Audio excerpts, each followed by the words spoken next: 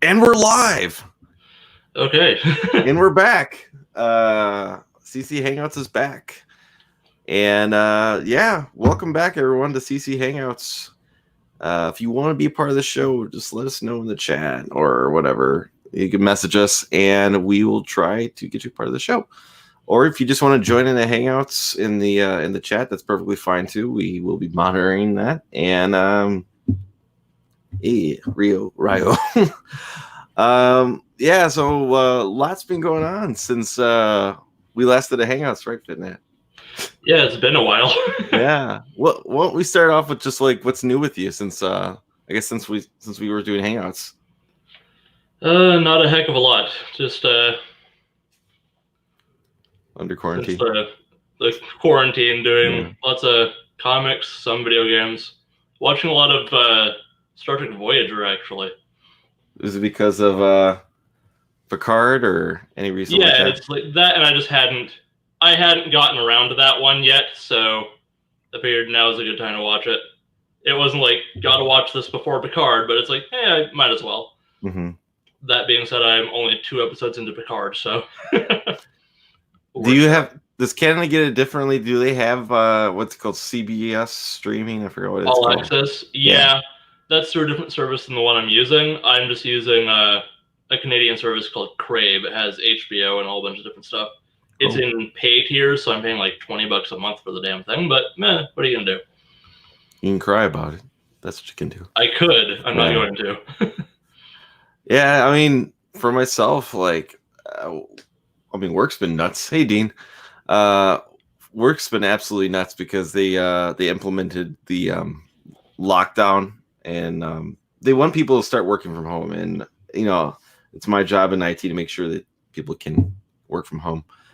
But it's really been quite, I don't want to say, it's been quite inconvenient with, in my opinion, with these people. And I don't mean to throw my coworkers underneath the bus because I'll give an example. On Sunday, I went to my local gym, and there's always this one older gentleman who's always there, and he was talking with me, and he's like, I'm like, hey, why are you here? Because they're starting to shut everything down. And he's like, well, you gotta die sometime. And honestly, unless you're gonna close something, people are gonna continue to come. You can put all the 6 feet distances. You can say how many to a store. People are gonna come. Grocery stores are picked over right now. I mean, it's nice because I found a couple stores that like maybe just restocked, so I got stuff that I needed, and I didn't overbuy because it's a real dick move right now. A lot of people are going to be getting bidets right now. Yeah. So I mean, I bought my stuff, like some frozen stuff I could throw in an air fryer, or some canned goods I can cook up later. Just stuff that I know I'll be good with. But back to relating to that. Work said we don't want anyone in the office unless there's only a couple people's roles that need to be in office because it requires nothing but paperwork. But we've separated them over the office. But people still are coming in, and today was more than yesterday. So I had to go in. Today was supposed to be my first day working from home, and it eventually resulted with a half day working from home because I had to go in because someone's computer died. So I had to go in and work and make a new computer for this employee. So yeah, so it's kind of it's been a very stress-filled week, probably going to last Wednesday. And I know it's always kind of weird. I mean, I don't want to say it's weird. Like I'm kind of glad my work implemented it.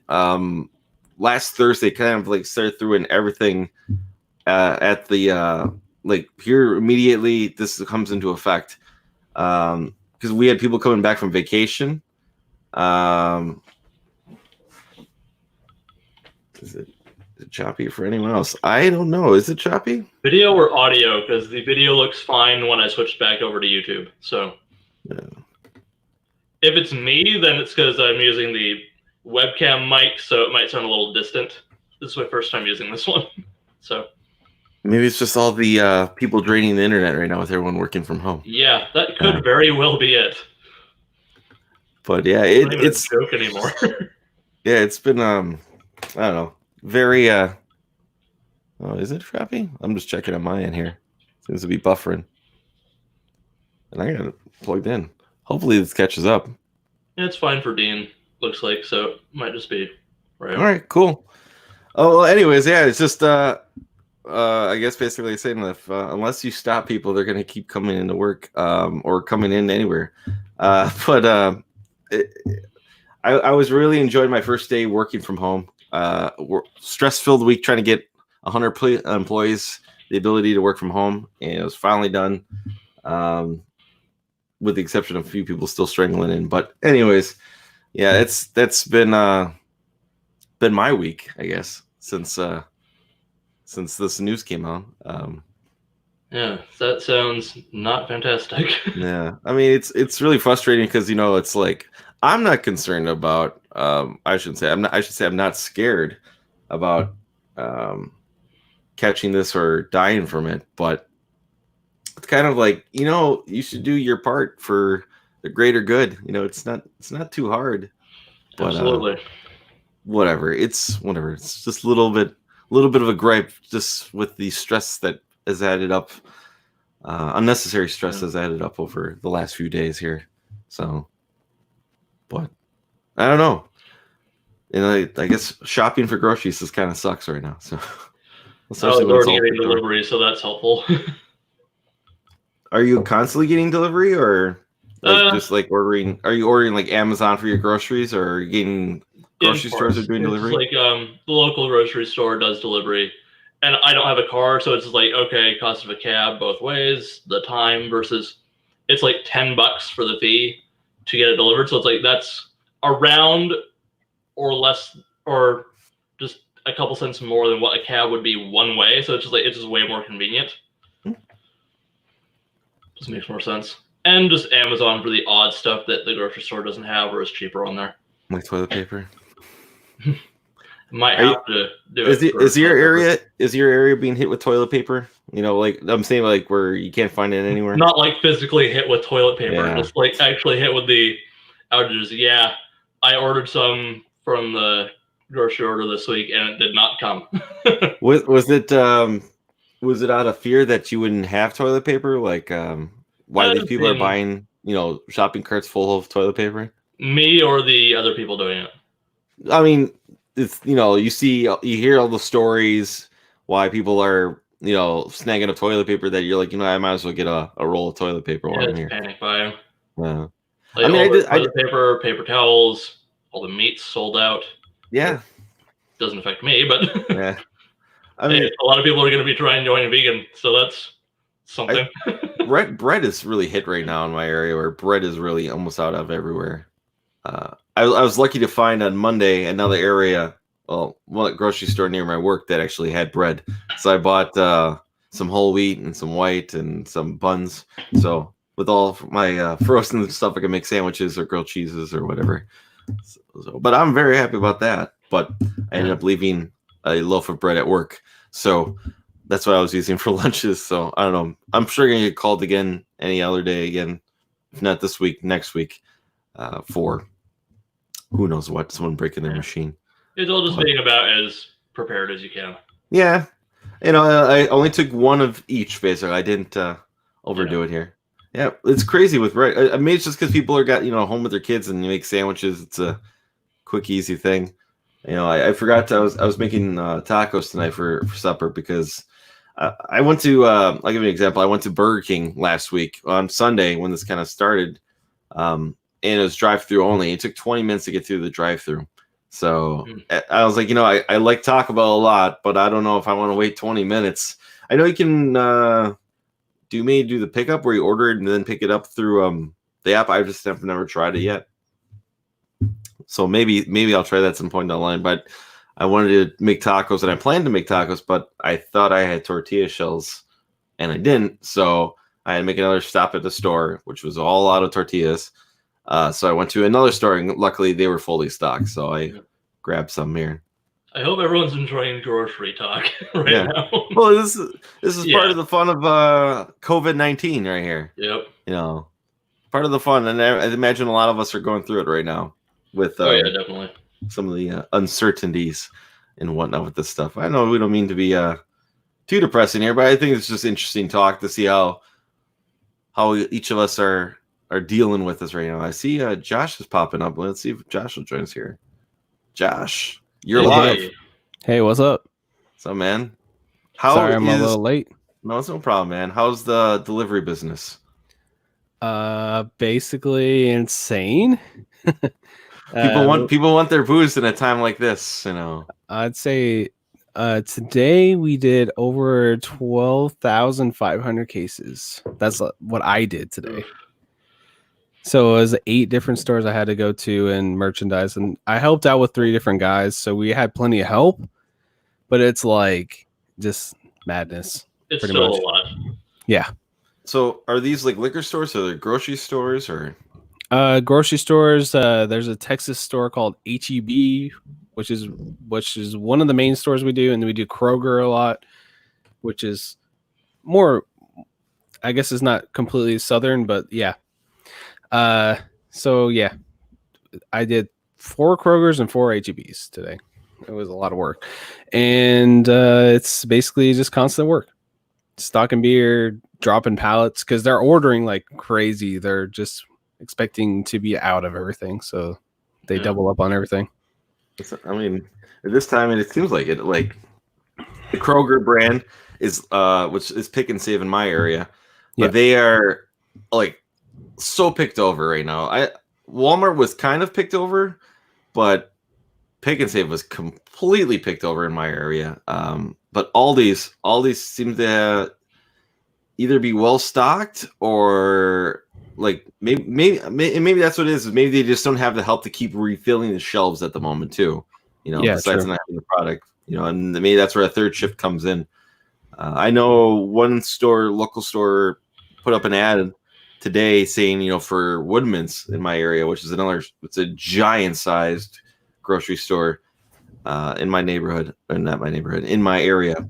Yeah. And they are hiring at $20 an hour just to get people. They're like, we want as many people to help with this as possible because we can't keep up with the stock and demand and stocking the store. And, you know, I think I saw Domino's and Pizza Hut and all these other pizza delivery places are trying to get as many delivery drivers as possible too at the moment, just to get stuff out because, you know, people are ordering. I know I have a few friends in the food industry, and that's what their job is right now. Like one's a chef, so like all they can do to keep the restaurant alive is to take out and pick up orders right now. And I don't know, it's interesting time. You know, I hope, you know, this is just a storm we have to weather out because it sucks.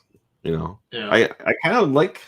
I mean, I was thinking about ordering some food tomorrow just to help out. You know, just to got to eat sometime, and plus I have enough like frozen food to last me a while. So and help local businesses right now and stuff like that. Mm-hmm. I saw or heard, I can't remember if it was a podcast or a video, but one tip I saw was to buy gift cards from local businesses right now. Mm-hmm. You can't use it right now, but you'll be able to use it later, and they'll have some money. Mm-hmm. And definitely tip delivery drivers right now. Like even if they don't typically allow tips, like my grocery store doesn't typically allow tips, I'm tipping right now. There's no reason not to. Yeah, just like double down on everything because like people are out and they know that they're not technically probably shouldn't be out, especially with the crowds that are like forming around this type of stuff. And like I see it every single day. It's like, man, like people are wearing masks. They're like double downing on everything. So it's just like trying to be safe. You know, it's terrible. It's a terrible situation. Yeah. I saw my first family of masks today, though, at Aldi's. Where it was just a young couple, but they all had their masks on, and a woman was wearing a hat too to cover her head, most of her head. So maybe she was just really prepared. But from my understanding, the mask can't really help you that much with it. So yeah, but of course, like people just in case this guy starts coughing. Yeah. I guess, you know, prevent someone from coughing in your face, you know. Yeah. Which of course a coworker kind of did on me, but she got over this from a cold she's been battling for about last month. Whatever. It's one of those ones where like they cough on you and you get the like ricochet of it. And I'm like, geez, thanks. You know, last thing I would love to have is a cough on me here. Yeah. When I really don't even want to be here. But no, it's Yeah. it's really just I don't know. I saw Church shared something with Minnesota that grocery store employees was it categorized as immediate help? Was it Like emergency help, yeah, like Yeah. emergencies, responders, basically. Yeah. So they get free childcare because of it, or something like that. If you're Yeah. working in grocery stores, that's awesome. Yeah. So Yeah. My brother actually worked. He actually got laid off today. He worked in the airports in Washington. He was kind of like helping do maintenance there, and I video chatted him recently, and he had like the whole full getup with like the goggles and like the mask and everything, and he literally got laid off today because they're shutting down like parts of the airport, and basically just like, you know what, your shift is pretty much gone now because they were cutting everything back. It's kind of crazy. So no, it's I don't know. It sucks. It's just there's things, but that's the thing. It has to be quarantined. I know New York's talk about shutting down completely because of it, but it's also like I was talking earlier. It's unless you stop people from doing it, they're gonna keep going out in public. So yeah, and like I was out today, like of course because I'm working out in the public, and people are acting like it's kind of just a normal day, and I'm like, is it a normal day? Yeah. So I don't know. It's normal. It's a normal day for people who don't care about other people anyway. Yeah. So they're gonna do their own thing regardless of who says anything. So That's when's the last time either of you have gone out for yourself to like, hey, like not just saying for like groceries, but like I know Doom comes out today because at some stores, I know GameStop I think was releasing it early. Animal Crossing's tomorrow. Like, I'm not saying that you're gonna buy it, but when's the last time you went out and bought? Let's say I'm gonna go out and get something for me or something like that. Even though I know this is kind of like crazy, I guess. But like, when's the last time you ventured out just to maybe even just get something like, I don't know, lunch or something? I mean, besides work. Yeah, besides work, just for recreational. Yeah.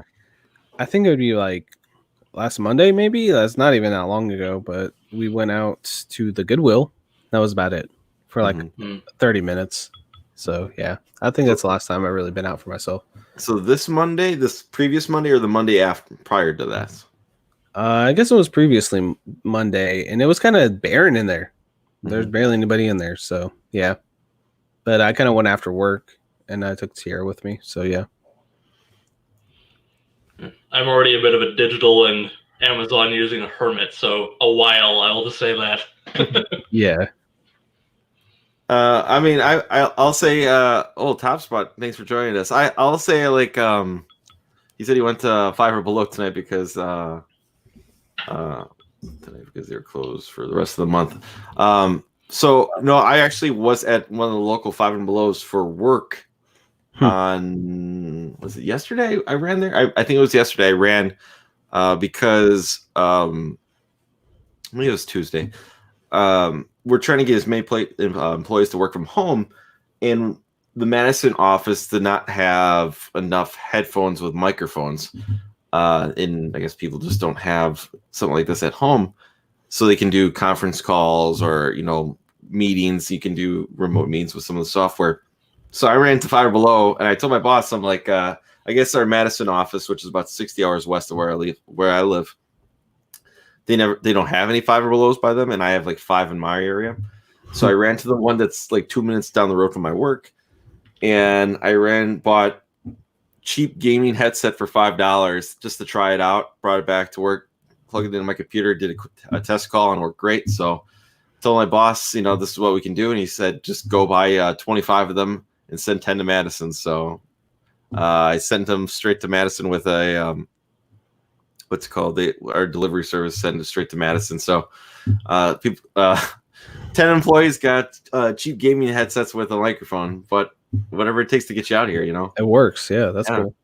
And I asked the guy, I'm like, you don't mind me, because they have a ton. I was like, the store owner, I'm like, you don't mind me like wiping you out? He goes, this is an hand sanitizer. He's like, we'll get more of this stuff, so don't worry about it. So I'm like, okay. So I bought 25 of them, But it's funny. I had to explain to my boss the concept of five or below. He's like, how much is this going to cost us? I'm like, well, each of these is $5, hence the name Five or Below. And he's like, go buy 10 then, because he was like, just buy 5. And I told him they're $5. Like, no, buy more then. Go nuts. So yeah. But I'll admit, on Sunday was probably the last day I went out for myself. It was the half price books, 50% off day, and I quickly ran in there. Yeah, that was like what, last Sunday? Last Sunday was the 50% off day. So yeah. I knew, because I kind of mapped out. I was like, and they had multiple copies of the books I kind of wanted to pick up, so I knew, had a feeling they would be there. So I snagged my books from this week. So I did that, and I grabbed some fast food through the drive-through. But yeah, it's kind of been the last time I've really adventured out, unless it was for buying groceries or something like that. Yeah, I kind of feel a little guilty because like I've been out because of work, and then I end up going to, like, today I went to 8 different places. You know what I mean? Mm-hmm.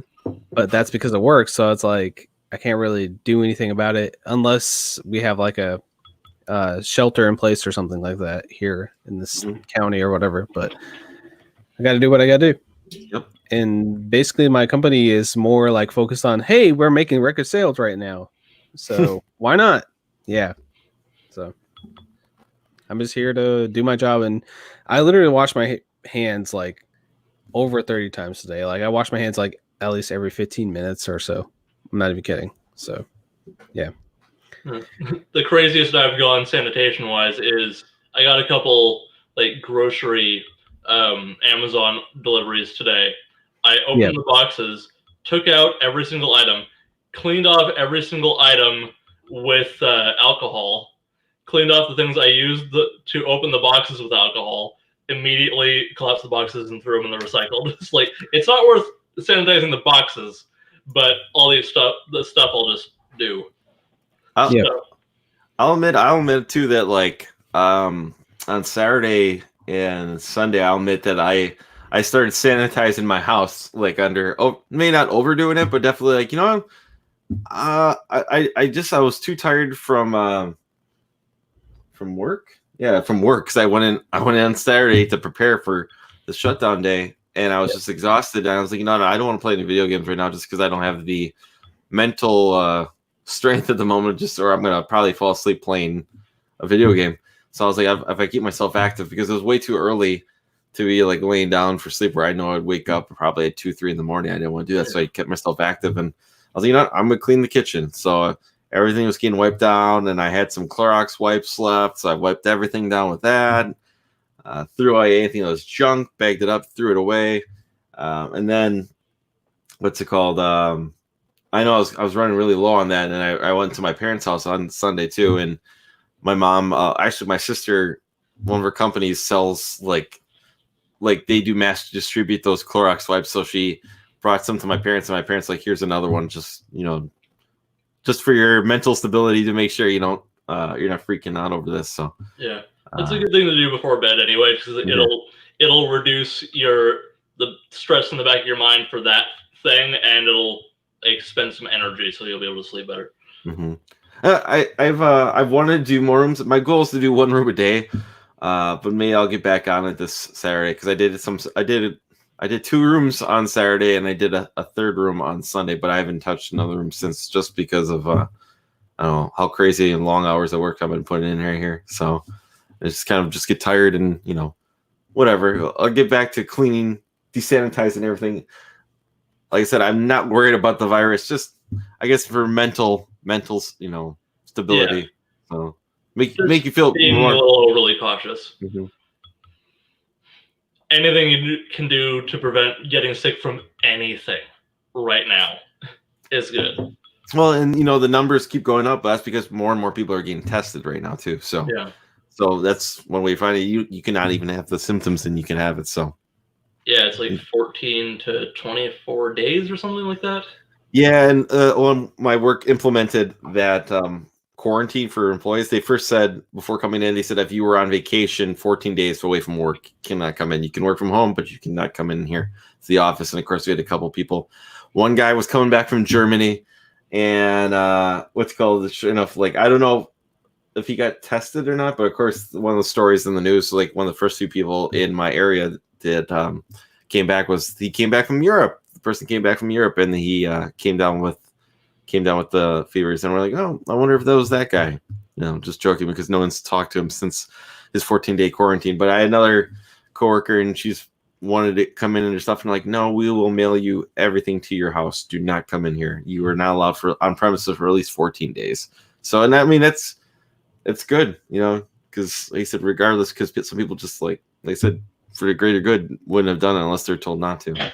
So, but Yeah. I don't know.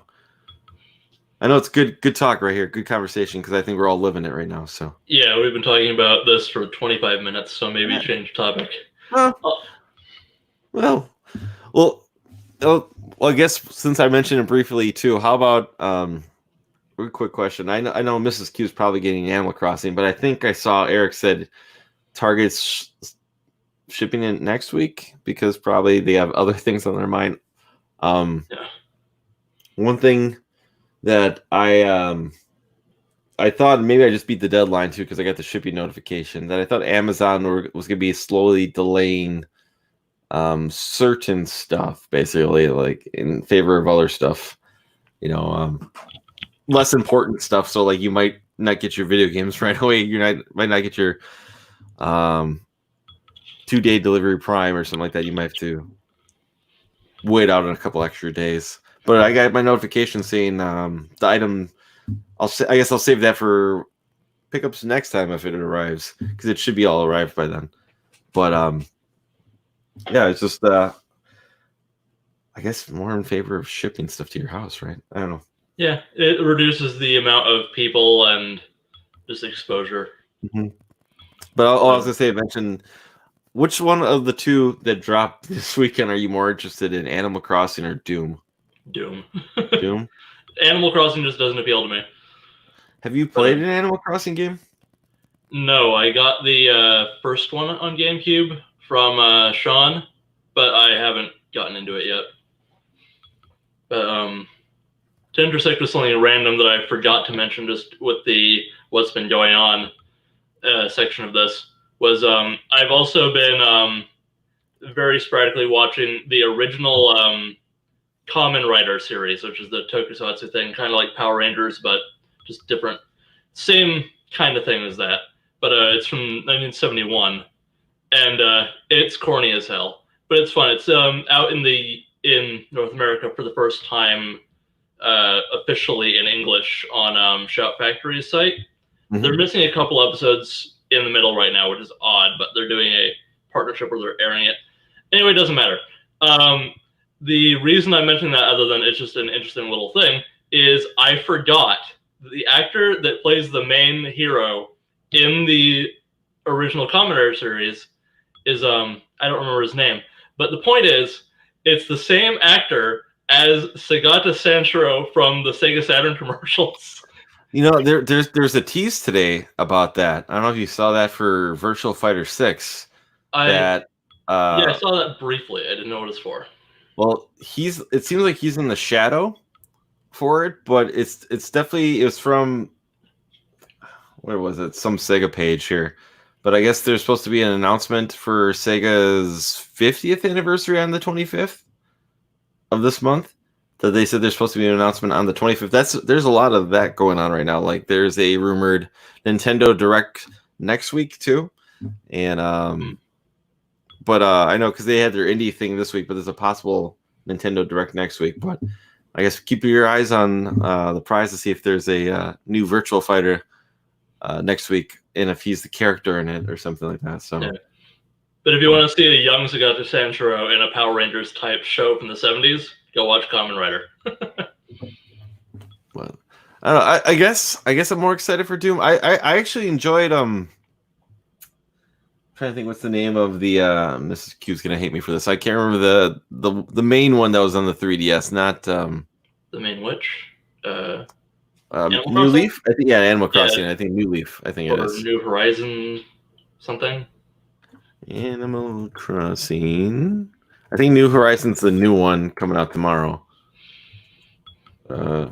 3DS.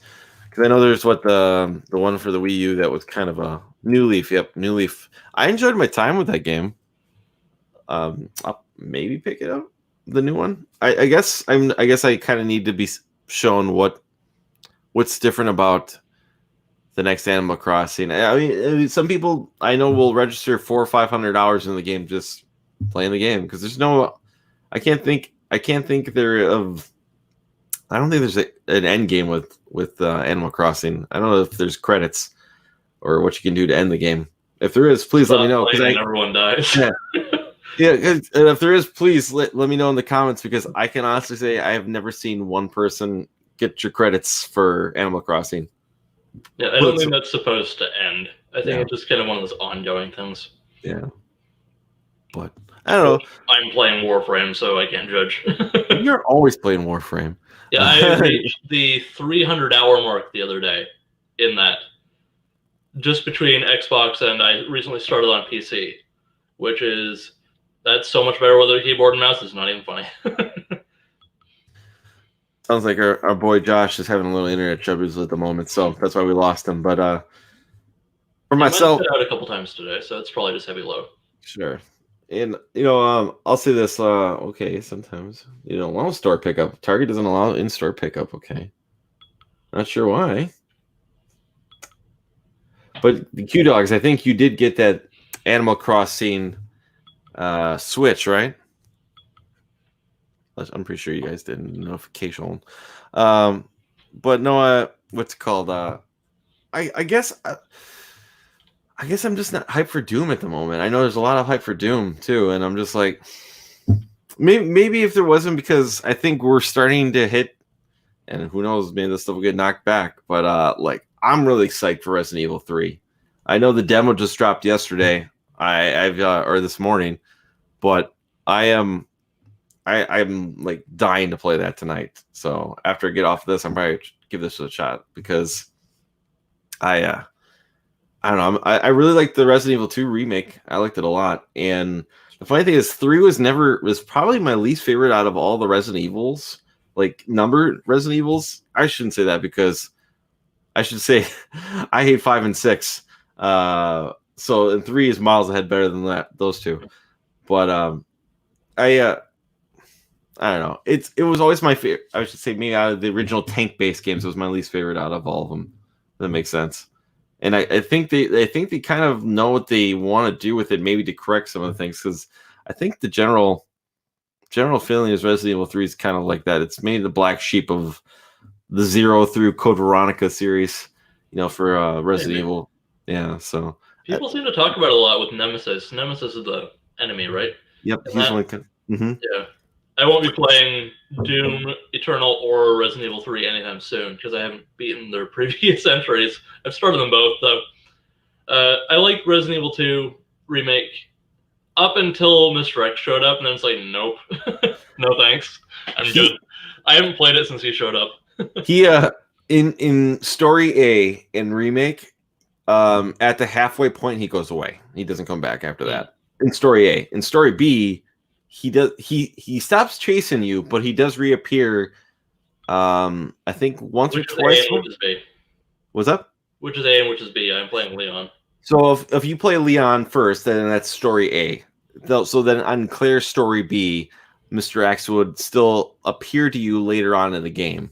So, but he won't be stalking you like he is for the first part of that game, where he's like, you keep hearing him when he gets closer, and you have to, damn it, and you just keep running away. The best thing to do is just to never, never engage in him until actually never engage on him at all. Period. Just run past him. Just keep running past him.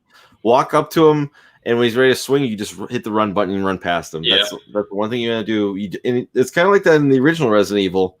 Mr. X. The thing is, in the original Resident Evil, Mr. X, if you left the room, he's gone. You go back in the room, he's not there anymore. In the original game? Mm-hmm. I don't remember him being in that, and I played all the way through that one.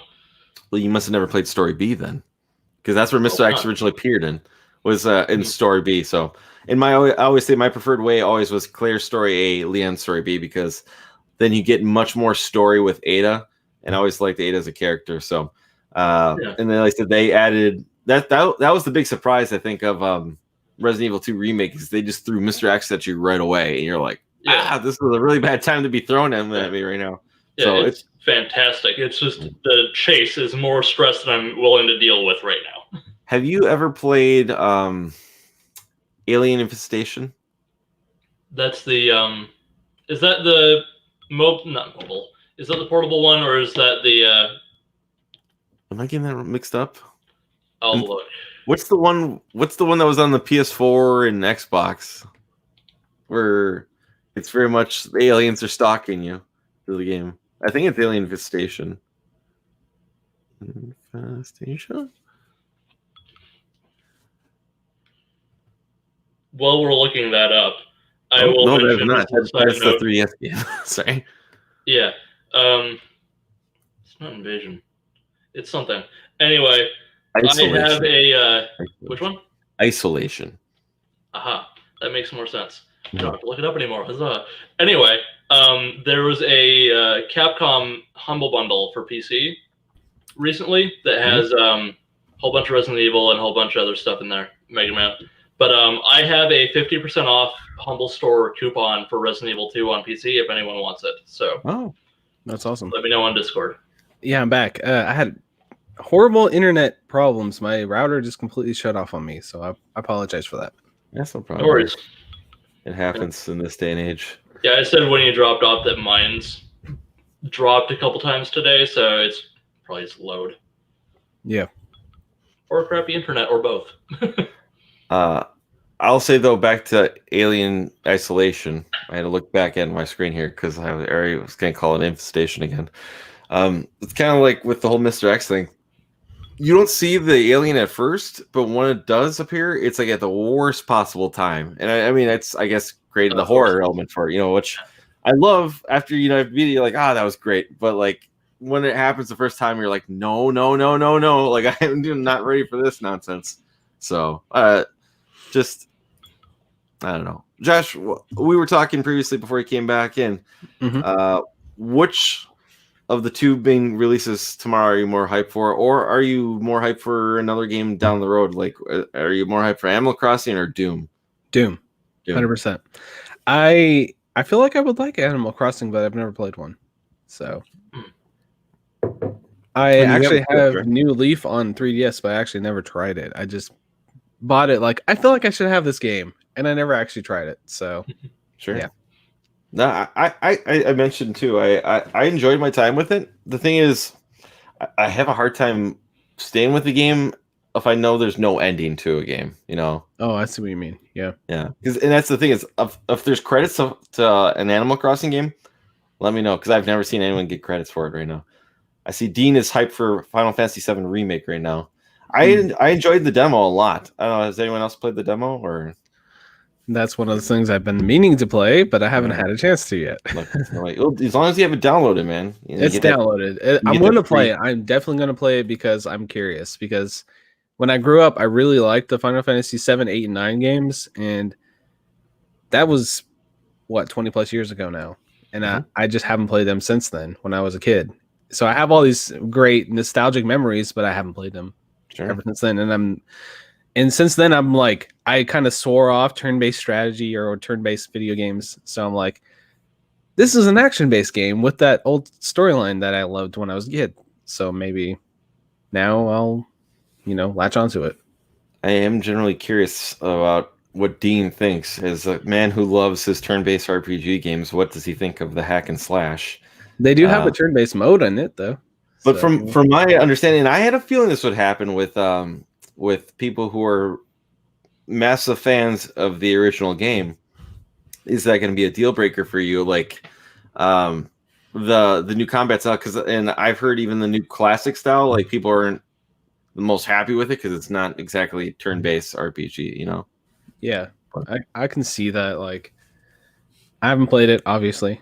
I'm not gonna try to front that I did, but like, I can see that somebody's like, hey, this is the game I used to love as a kid, and then they try to change a bunch of stuff, and then they're like, well, this isn't the game that I loved back in the day, but it looks beautiful. I love the graphics of it. So I as a person who does not like Final Fantasy, I liked it. I liked the demo, where it makes me for sure know I'm gonna buy that game, just not day one. And it's because I bought 2 games already. I bought them pre-advance, paid in full because I have one friend who still has Gamers Club unlocked for Best Buy, and I think it ends this month. It ends in March. So he thought it ended last month, and then he bought his wife Animal Crossing for her birthday, paid in full, and then he was telling me I still got it. I'm like, oh, I'm coming over tomorrow. I'm coming over tonight, and I'm buying these 2 games because this way I got them locked in at a discount price. So I got Resident Evil 3 remake, and I got like Last of Us 2 pre-ordered. Those 2 for me were gonna be day one buys regardless. There's only a couple games every year to me that are day one buys, and those 2 are for me this year. There's a lot of games that do look interesting. Like I said, I will be getting Final Fantasy VII at some point this year to play it this year. I do want to try like Ghosts of Tsushima. Yeah. I think that looks like it's gonna be a launch in like maybe July. Yeah, and with these games coming out in summertime, there's always a good chance it's going to be on sale at some point in time of the year. Definitely by Black Friday, and you'll get it for $20. And that's the day and age these days. It's one of the reasons why unless you're buying Nintendo games, if you can buy Xbox, PlayStation, or PC, modern games, especially third-party games, are going to be on sale at some point in the year, and you can play them. So, Yeah, Doom is one of those I've been looking forward to especially since the original. I'm a little trepidatious because a lot of the reviews say there's a lot of like first-person platforming, so that kind of makes me like, is that going to be fun? It was okay in 2016, but in this one, it feels like they're like really stepping it up, like having more platforming in the Doom game.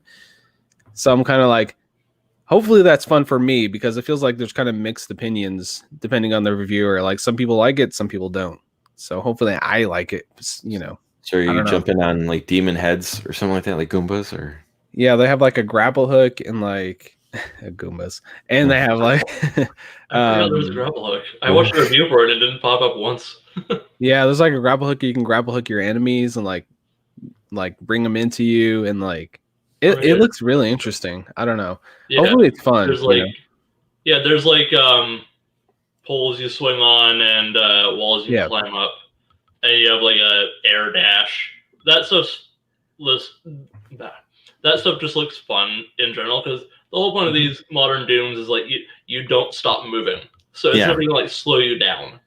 I'm sure I'm gonna love it, and of course I'm waiting for it to be shipped to me because I went to my pre-order and I looked at it, and apparently it only has shipping now because of all the craziness that's going on for Best Buy. Mm-hmm. So I have to wait for it to ship to me, and it should be here by Monday or Tuesday. So I'm hoping. So you can't do in-store pickup, or you just select shipping to you? I picked in-store pickup when I initially pre-ordered it, but they switched it to shipping. Okay. So, well, I mean, it makes sense in this day and age, and Best Buy has always been pretty good about like same day launch games. So I mean, but hopefully I get it by Monday. That's what I'm hoping. Yeah. So yeah. So that was day one for you. Is there any other day one games for you this year, Josh? Or this year, Last of Us 2 for sure. I'm getting that day one. Cyberpunk when that comes out. When is that? Like October? Something like that? I think September. September? I want to say September. Okay, day one for that. I'm gonna try to get a PlayStation 5 this year.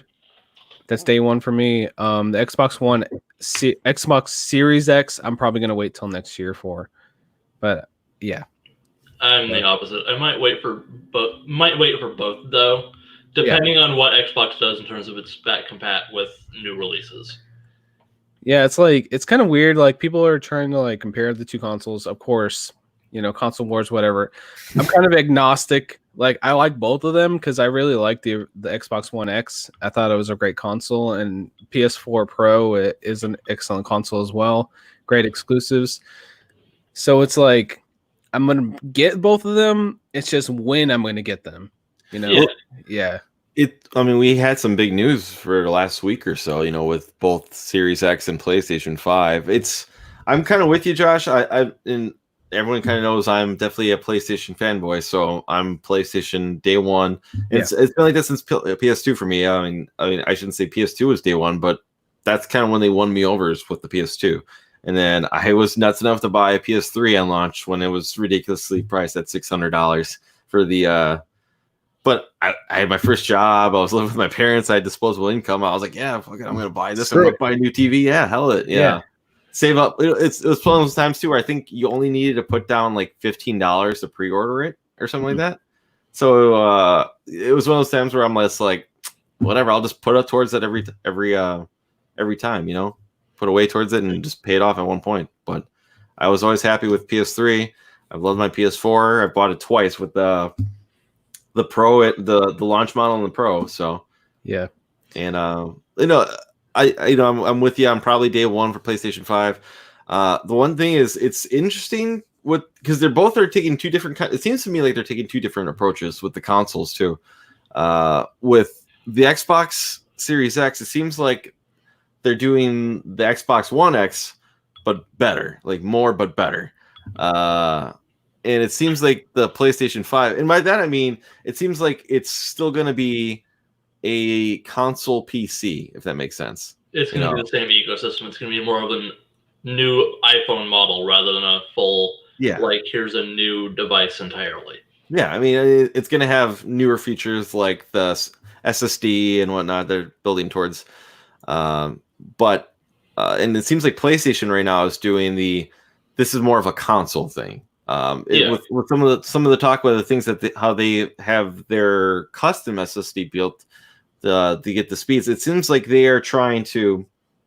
And it's the most interesting part, get away from all the load times, because that's one thing that everyone kind of gripes about now with modern gaming. The joke is, oh, I bought a new game, I have to wait an hour to play, or I have to wait a couple hours to do the install.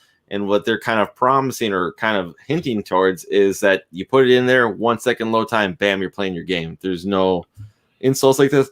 It's just you're there, you're playing your game.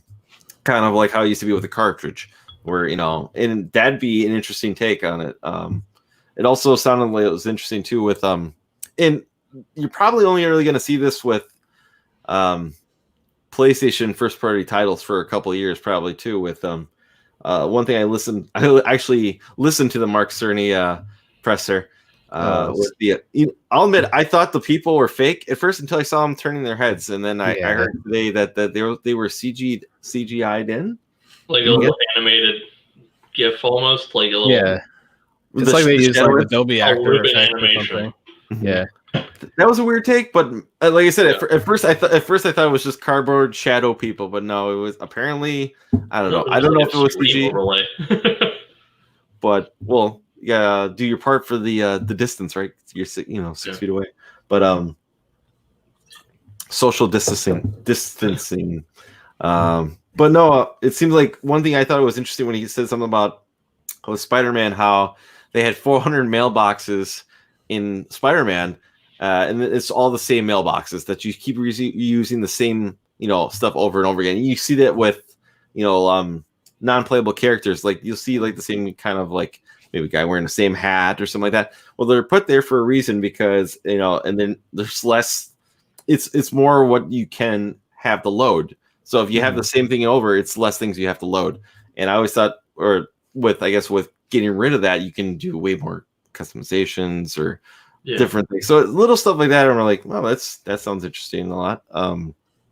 Xbox has, I guess right now the higher teraflops. But it's a little bit higher, but it's like Mark Cerny's like, it's not about the teraflops. Remember, it's not about the teraflops when he was doing that like thing. It's like we have this other thing that's a little more powerful that makes it don't worry about the teraflops. Everything else is more powerful. And it's just like yeah. Well, pay no attention to the teraflops behind the curtain. Yeah. Well, Josh, I think I was talking with you about this the other day. The one thing I've noticed with the Xbox marketing, when they mentioned the 12 teraflops, it to me comes off like the blast processing of the Sega Genesis, where it was the one thing that Sega had was the better processor over the Super Nintendo. So they said blast processing, that's their thing.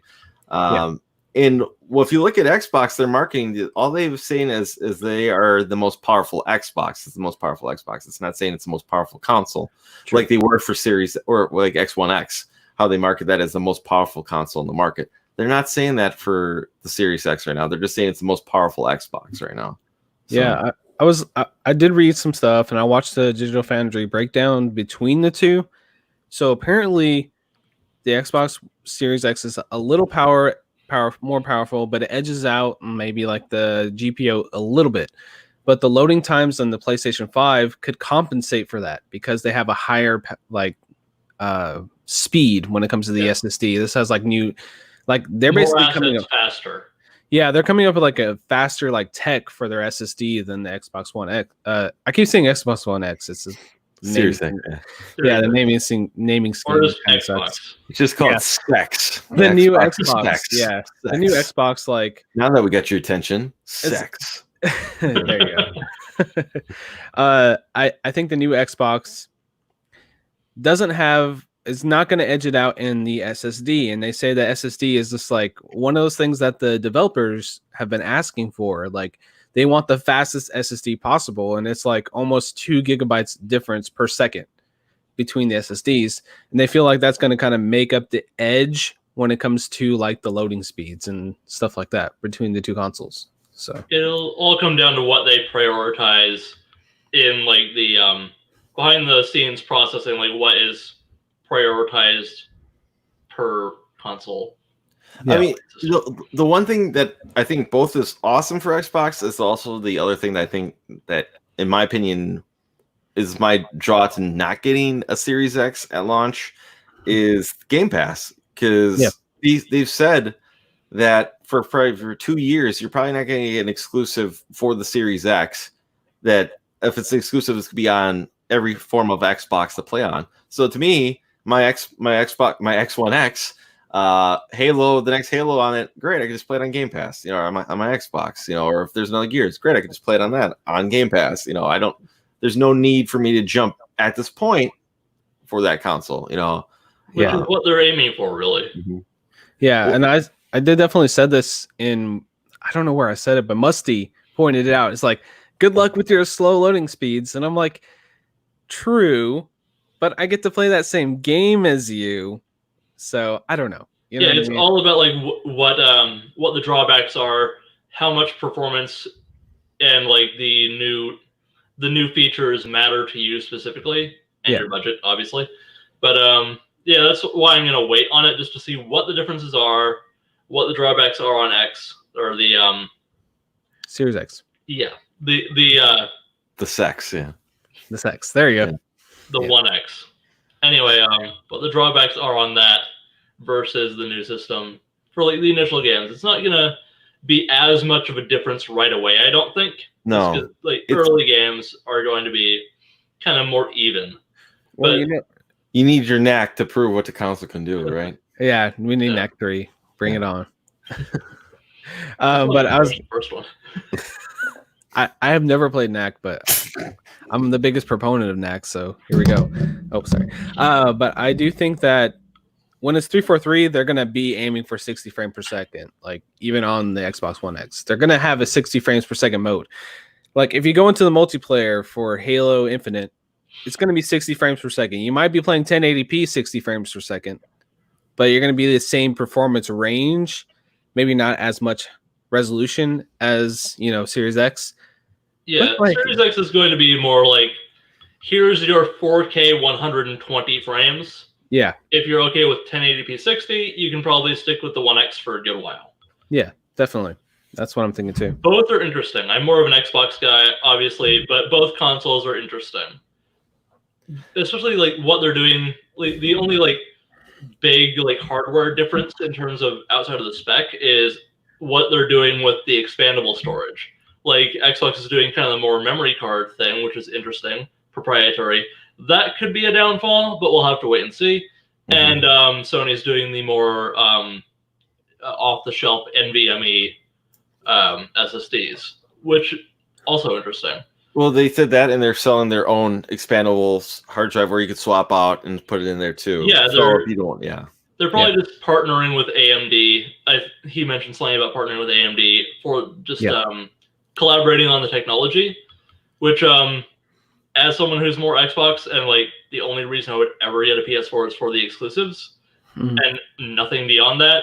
I almost wish they didn't have a console to sell and they were spending all their time and resources improving tech for gaming as a whole and selling their exclusives on everything.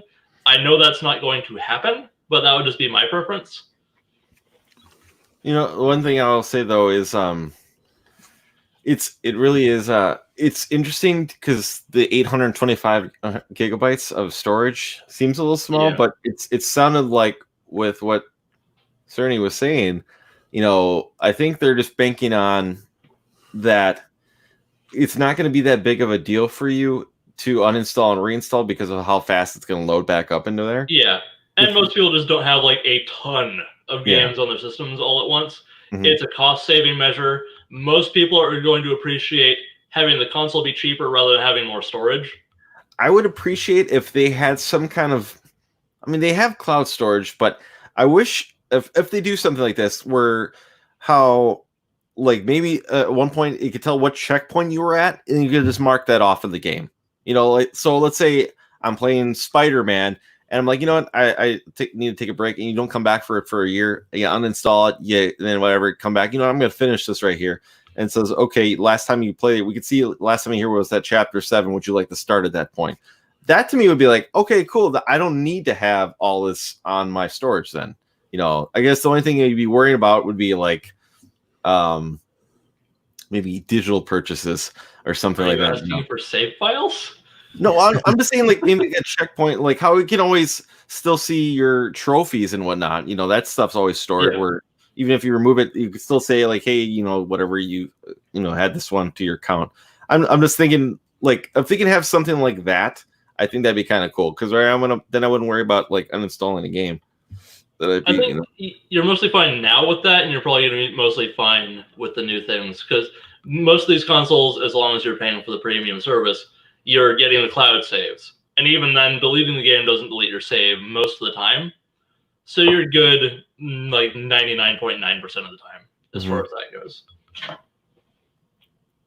Yeah, I do agree that the faster you can go back into a game is the better. I do think that the Series X, when they were showing the tech demo where they went between 4 different games like on suspend mode, was pretty impressive. And that's pretty cool. I don't know if PlayStation is going to have. I don't think I would ever use that because I don't play multiple games at a time. Really, I just pick one and I go. But for the people it's great for Game Pass. Like if you're playing a bunch of different things on Game Pass, like sampling different games, that's where it would really come in. I think Game Pass is one of the best like things to come of gaming. Yeah, best deals in gaming, definitely. It's the best like idea and concept that's come to fruition in gaming, like probably in the last few years. So what I was thinking, like, do you think that PlayStation is going to do anything to like combat that? I know they have PS Now, but it's kind of like looked on not as highly. I think that needs to get rebranded, if anything. Yeah. You know, either a new name because they were doing it before Game Pass, but the thing is, their prices are so out of whack for it. And I mean, from my understanding, like if you do the PS4 games, they're stored on your hard drive. They're not streamed. The only ones that are streamed right now are PS3 games, I think. But you can play the games on PC, I believe, too now for PlayStation Now. If you have it, like you can play God of War on your PC through PlayStation Now.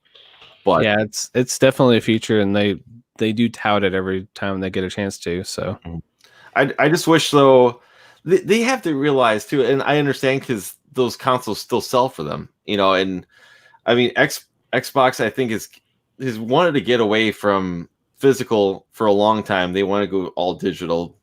And that's why they're probably just hawking Game Pass more and more and more, where all their games are going to be on it. I wish PlayStation would realize that probably after a certain amount of time, you don't have to worry about taking those exclusives off. Like I think Uncharted 4 would be great. That could be a permanent staple on PlayStation Now. That shouldn't have to come off in 2 months. You know, that should be all the Uncharted's right now should be on Game Pass. You know, like maybe you give it like 7-8 months before you put an exclusive on there. But yeah, they really should be matching Xbox, if not surpassing them in terms of their offerings. So they really should have it. Maybe not right away, because that's really in my opinion, that's really the only reason to go PS4 over Xbox is the exclusives. Mm-hmm. Even the like my friends are on the system is going away with crossplay. But if they want to remain competitive in that market, because I mean, hey, 360 surpassed them once before, so Xbox could do it again. But they should have it at least like a couple months after the game comes out. It's on Game Pass on PlayStation Now, and it stays on there. Mm-hmm. Like that way, people that need to get it right away will go out and get it right away. But the people that can wait, that would have waited for a sale anyway, are going to keep paying for PlayStation Now to play those. Well, PlayStation Now also isn't like right now.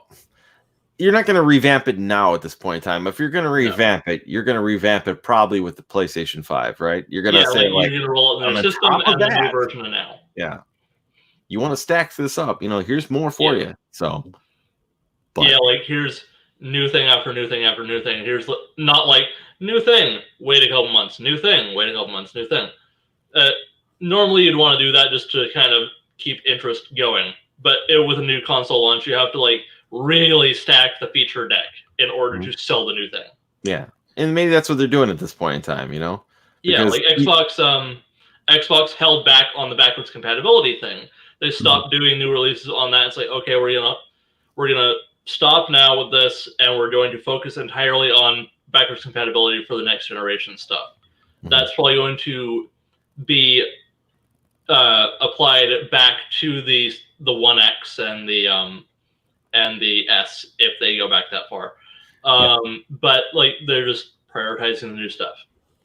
It definitely seems though like both of them are waiting for the first one to make the first jump, like and I almost wonder, because after reading Console Wars or listening to the audio version of Console Wars, it's kind of PlayStation did a move when Sega announced the Saturn, and I think they announced it as $349.99 US, and then Sony came out shortly after, like an hour or two later, and said the PlayStation 1 is going to be $299. It's kind of, I think they're waiting to be. They don't want to be the first one to jump. They don't want to.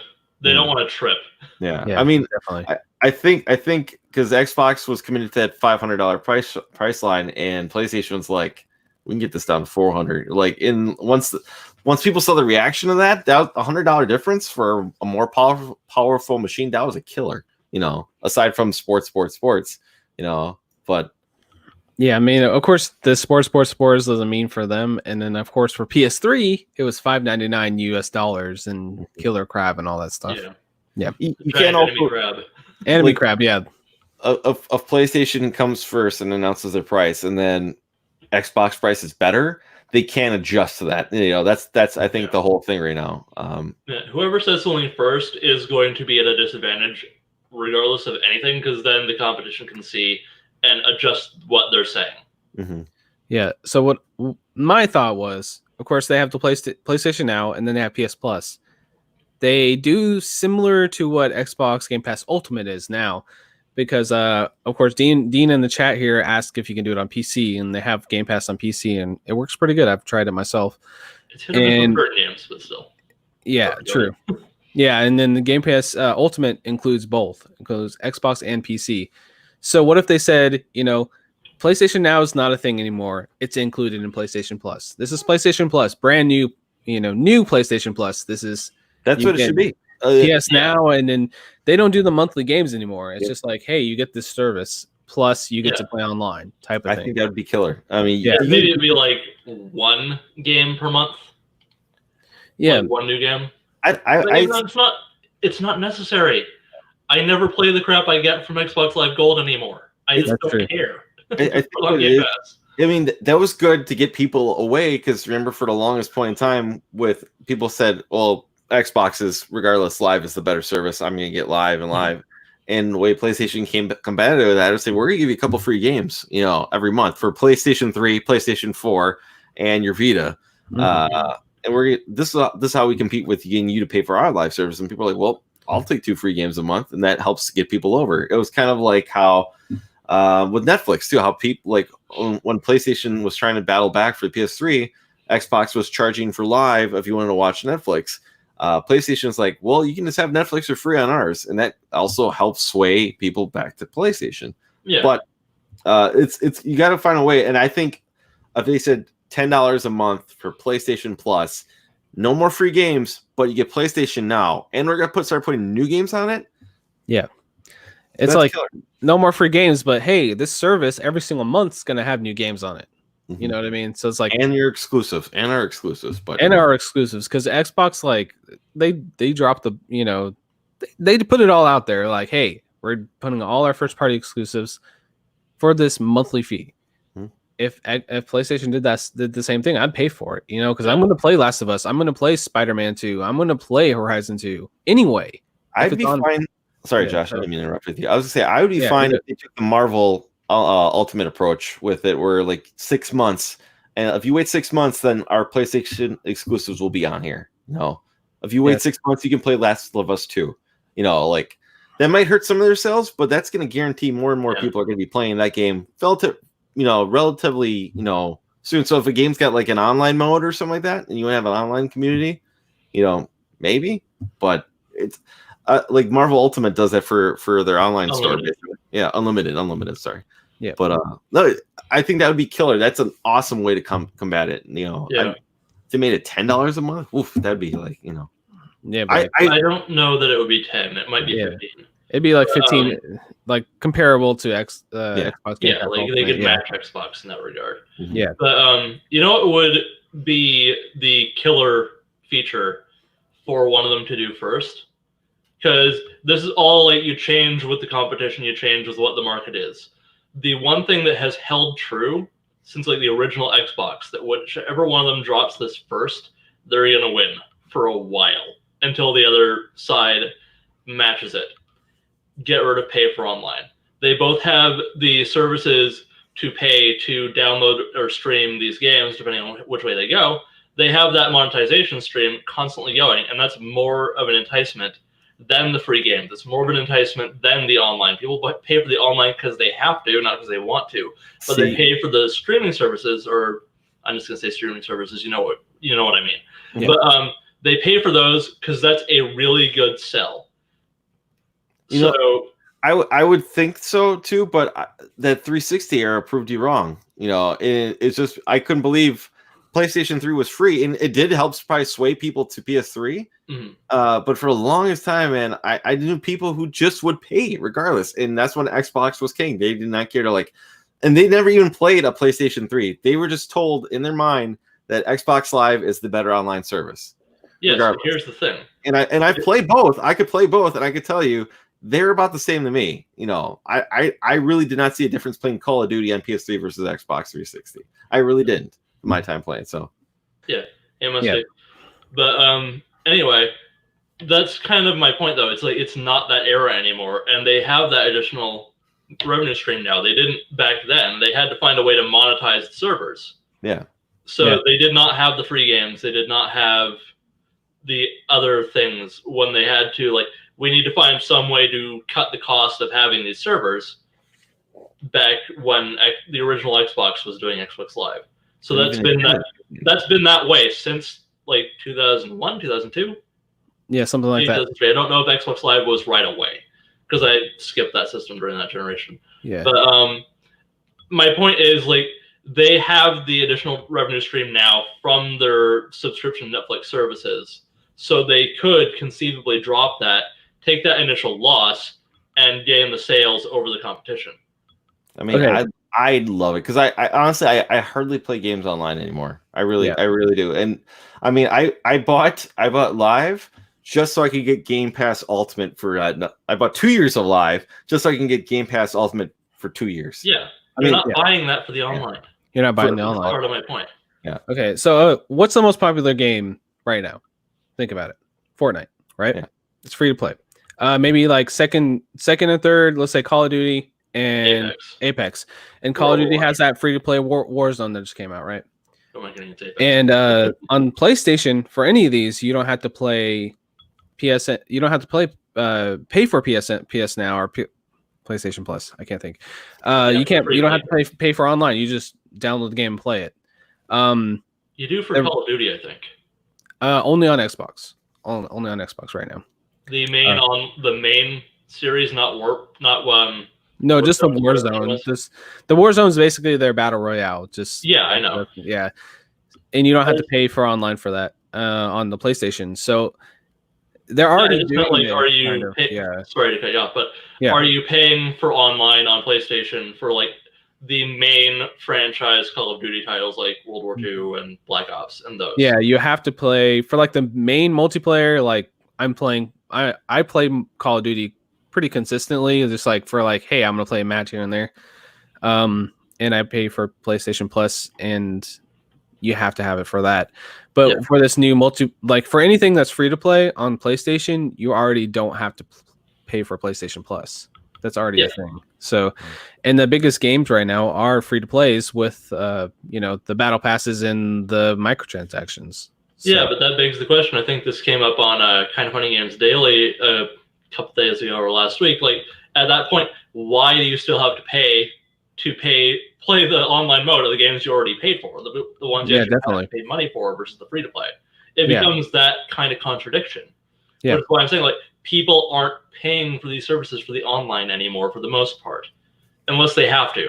That's not a want. That's a like I'll do it if I have to, but no one likes doing that. Mm-hmm. So the first company to drop that and just push their subscription services is going to gain an advantage. Yeah, is what I'm saying. And think about it this way: like PC computers. Have we ever had to play for online ever? Period. Never. Just for your home service, right? Just for your just to have internet connection. Maybe there are some games that do it. You do for MMOs, certain ones, but in general, no. No, definitely. And like a lot of people that are like super into PC say I wasn't super into PC for like years and years. That's why I was on Quick Save Club, and that's why I'm part of that, because I'm like I love PC gaming as much as I love console gaming, right? And it's like gaming. Yeah, definitely. And it's like for years and years, like that was one of the biggest arguments. Like, I don't have to pay for online. I'm on here in Quake Live, and I can just play Quake Live forever, and I don't have to pay for online. $2,000 for the computer, but you don't have to pay out for online. Yeah, exactly. Yeah, definitely. But yeah, I mean, I don't think that should be part of it. Like, online should be free, because the free to play thing's gonna continue to be a thing. Like, there's gonna be multiple games. Like, we already have those 3 main ones I mentioned. And Ubisoft's going to come out with one. EA eventually will figure it out and come out with one. Well, I guess Apex is one of those. Yeah. So it's just not garbage, so you don't think it's EA. Yeah, I just think I don't even connect it with EA. I just think Respawn. So yeah. They made a hell of a deal to not have to deal with EA's bullshit. Just like with that Star Wars game, I don't think EA really. When I think that, I think Respawn. So yeah. By the way, the $2,000, I know that's intentional hyperbole. You can get a PC for cheaper. Oh yeah, I mean, I've had this PC since 2015, and it does decent. Modern games are going to chug a little bit, but it still is okay. So yeah. No, I'll admit too, I was not happy when PlayStation 4 announced that they were going to have a paid for online service. And not like I not like a game a lot online, but I always like to pick up like a fighting game and play it online against somebody. Or when I used to play Call of Duty all the time, the new game, I beat the story mode, and then I play the online for 20 hours or something like that. I always enjoyed. It's even, sorry to cut you off, but it's even more annoying when you don't use it that often. That's the point. That's exactly the point. Like you do it for about a month or two. Everyone hates it. Yeah, you do it for about a month or two, and that's the thing. It's like, let's say I have it, or these games do come with it. Give you a damn month for free. Give you a month for free of your online service. Then because that's about as long of a time as I play any game online. Because I'm either just beyond bored with getting my ass handed to me, or I'm like, I just don't want to play this anymore. I want to play something else. What about Smash Brothers? You're not an online person on Smash Brothers or what? I'll admit though, like I haven't played Smash Brothers since I'll play when the new characters come out, but Not too often. I played so much more of it on the Wii U than I have on the Switch. And not the rag against it, it's just that I probably put 200 hours into The Wii U Smash Wii U. Yeah. It's essentially it's pretty close. They definitely did buff and nerf some guys and everything, and it's way more stuff, but it's kind of like Just more of the same thing, kind of. Well, to me, it's just like I guess you need a break every once in a while. I don't from a fighting game or something like that where like, oh yeah, I just played this a lot. So and I don't know, getting out of playing competitively kind of hurt me too. Where like the main reason I kept playing online was for practice, and I was going to every 2 weeks. I would go to 42 Ale House for the competitions. You put $5 in. What's your gamer tag? Okay. Wait to hear your name called, and then they tell you what table to go play a game at. And it was, man, the rush you get. If you beat somebody, you're like your nerves are on. Never make it far, and it's so much fun. That's the thing is, with me stopping doing that, it killed my drive to playing Smash Brothers. And I was all in it, but now that I'm not doing competitively, my drive went down so much. And plus, 42 House just closed this last month, so. Well, I mean, I can admit I never bought the Switch one because when it came out, I was unemployed and I never bought it. And then I just I kind of mentally connected my unemployment with the release of Smash Brothers, so I never ended up buying it. So, well, here's the thing: it's like Nintendo never puts their games on sale ever, so it's kind of like it's and then I'm like, oh, I'll wait for it to be on sale, and I've been thinking about it, and then I was like, do I want to pay $60 for a €2 game? No, that's the deflating part, man. Yeah, so I don't know.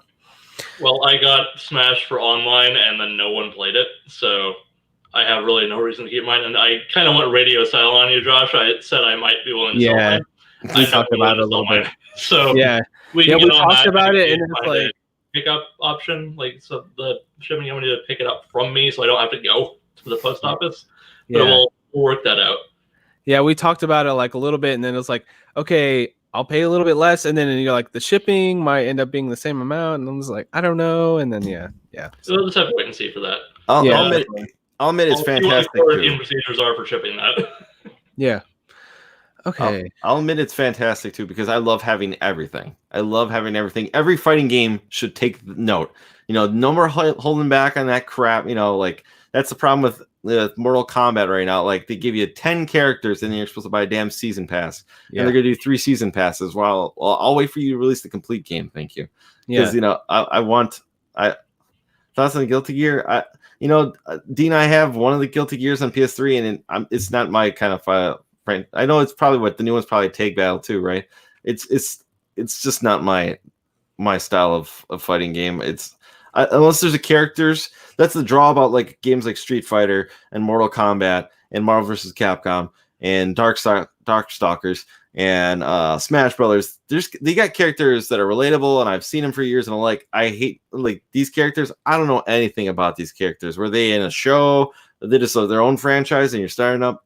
Blue Blaze, it's the same exact thing. Blaze Blue, whatever. It's to me, it's I don't know who these people are. You just give me a whole list. When I've known Killer Instinct and I've known all these characters, and to me, I'm like, all right, you got this guy back. Cool, I want that. But it's kind of that's why the draws to these other anime fighting style games are not for me. I don't know. Did you ever try Dragon Ball Fighters? I literally was thinking the same thing.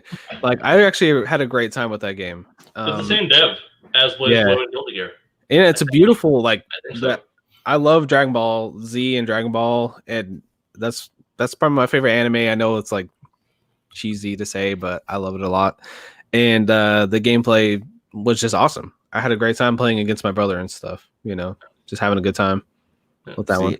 I can't stand Dragon Ball, or any anime really. That's okay. I'll admit I did play it. I did play it because they did release a free demo for it. Yeah. I did play the demo for it, but I couldn't. I need, I guess, more time to play with it to get into it. Really, it seemed like it was a 2-button fighter, and I know I'm probably way off on this one, but to me, it wasn't the bigger draw for me. So I'm never gonna say I'm a fighting game guy. Like I'll play one here and there, you Mhm. know. So I like to fight Dragon Ball Fighter Z or Fighters, enjoyed that, and I've always loved Smash Brothers, and I never played the new one, so I Mhm. kind of feel guilty for that. But yeah. Dean in the chat says he didn't really enjoy the continuity for the 3 storylines of Dragon Ball Fighters, which I never played the single player. Is the continuity for the Dragon Ball fighting game confusing? Because that would be completely shocking. I bet it is. I don't know. Anyway, back to Guilty Gear for a second. I grabbed this off my shelf. Guilty Gear Judgment for PSP. This has a beat 'em up in it. Huh. Judgment is the beat 'em up. It has I think it has like it has one X2 is the actual fighter. Oh. Sorry. I was trying to put you on present here, and I'm still learning the features here. Like, my mistake. Start talking about a fighting game, I get removed from the chat. No, sorry, my mistake. I was just trying to see if I can put you on present, but apparently change places. Anyway, there's a side-scrolling beat 'em up in this one. If anyone is interested in doing it, it's pretty decent from what I remember. Yeah, they're always gorgeous games. Is the thing. They're so well animated. The Guilty Gear and other Arc System Works titles. Sorry, I remember how to do it now. I have to do something like this where I go here. Okay. Ooh. See, that's how I would present for you. I just remember right now. So that's pretty cool. Yeah. No, it's I do like fighting games, and it wasn't the gameplay that was off. It's just like I gotta have like likable characters, and something like Guilty Gear just isn't for me like that, you know. Yeah, you kind of want to latch onto them. Like have that personality that you kind of like. You know what's great about something like Marvel vs. Capcom is not all these characters are from fighting games, but they're from other. You have Jill from Resident Evil, you know, or you know, it's stuff like okay. You know what I'm saying? It's stuff like that where I'm like, all right, cool. I need something. They don't need to be fighting game characters, but they have to be from something, or you know, something. You know, of another franchise. Great, cool, throw them in. You know, but I still really want to find a copy of Tatsunoko vs. Capcom eventually on the Wii. I do kind of too. I do have kind of. I've always had kind of a. I've not really been really familiar with the Tatsunoko characters, but I've kind of got an affinity for that style of those characters. There's a fight stick for that too. Yeah, they just have a good appeal to me. I think Tekkaman is the only one I watched some of one of the series. The original one, not Blade, which is probably the more popular one at this point. Anyway, anime. I'm moving away from that. At least in pickups. Well, I was gonna say one more thing. We'll talk about recent rumors real quick, as since we were talking about that. We talked about that the rumor there's a direct next week, for Nintendo, and then we talked about the possible Sega Virtual Fighter 1 too. But what's it called? What about the Silent Hill 1 and 2? And they're also there's a Metal Gear and Castlevania Sony exclusive, like Sony obtaining. I heard one obtaining the rights. I would imagine that is BS. I imagine maybe they would license to distribute their own Silent Hill or Hills game, allegedly rumor. I doubt Konami would give up. Yeah. Well, there's 2 allegedly. One with the original creative team behind it, like as a soft reboot, and the other one would be the Kojima one, but more of a Telltale episodic game. I've heard both of those rumors. I definitely have heard them. What do you think? Do you think it's going to happen? Because like I know Kojima really wanted to do it. Obviously, I think the Silent Hill one is the most believable. I mean, the other 2 I would love for Metal Gear and Castlevania, because the Castlevania one is supposed to be a 3D Bloodborne style Castlevania. Ooh, that'd be interesting. That is the most interesting reboot style for a Castlevania that I've been interested in thinking about it. Just because it makes so much sense. More like I know it's like everything's a Souls clone, but the just going back to the original games, which never appealed to me as much as like the actually no, never mind. The 2D ones, right? The original ones prior to Symphony of the Night. I was a Super Castlevania 4 purist, so what the hell am I talking about? But so those old style ones, that brings that challenge back to them, and it just would like imagining that art style and that kind of feel in that type of gameplay style. It just makes so much sense. Hopefully it's not like the only one difficulty mode, hard as balls, Soulsborne thing, because I really wish more people would make games in that style without making them impossible to actually play and enjoy.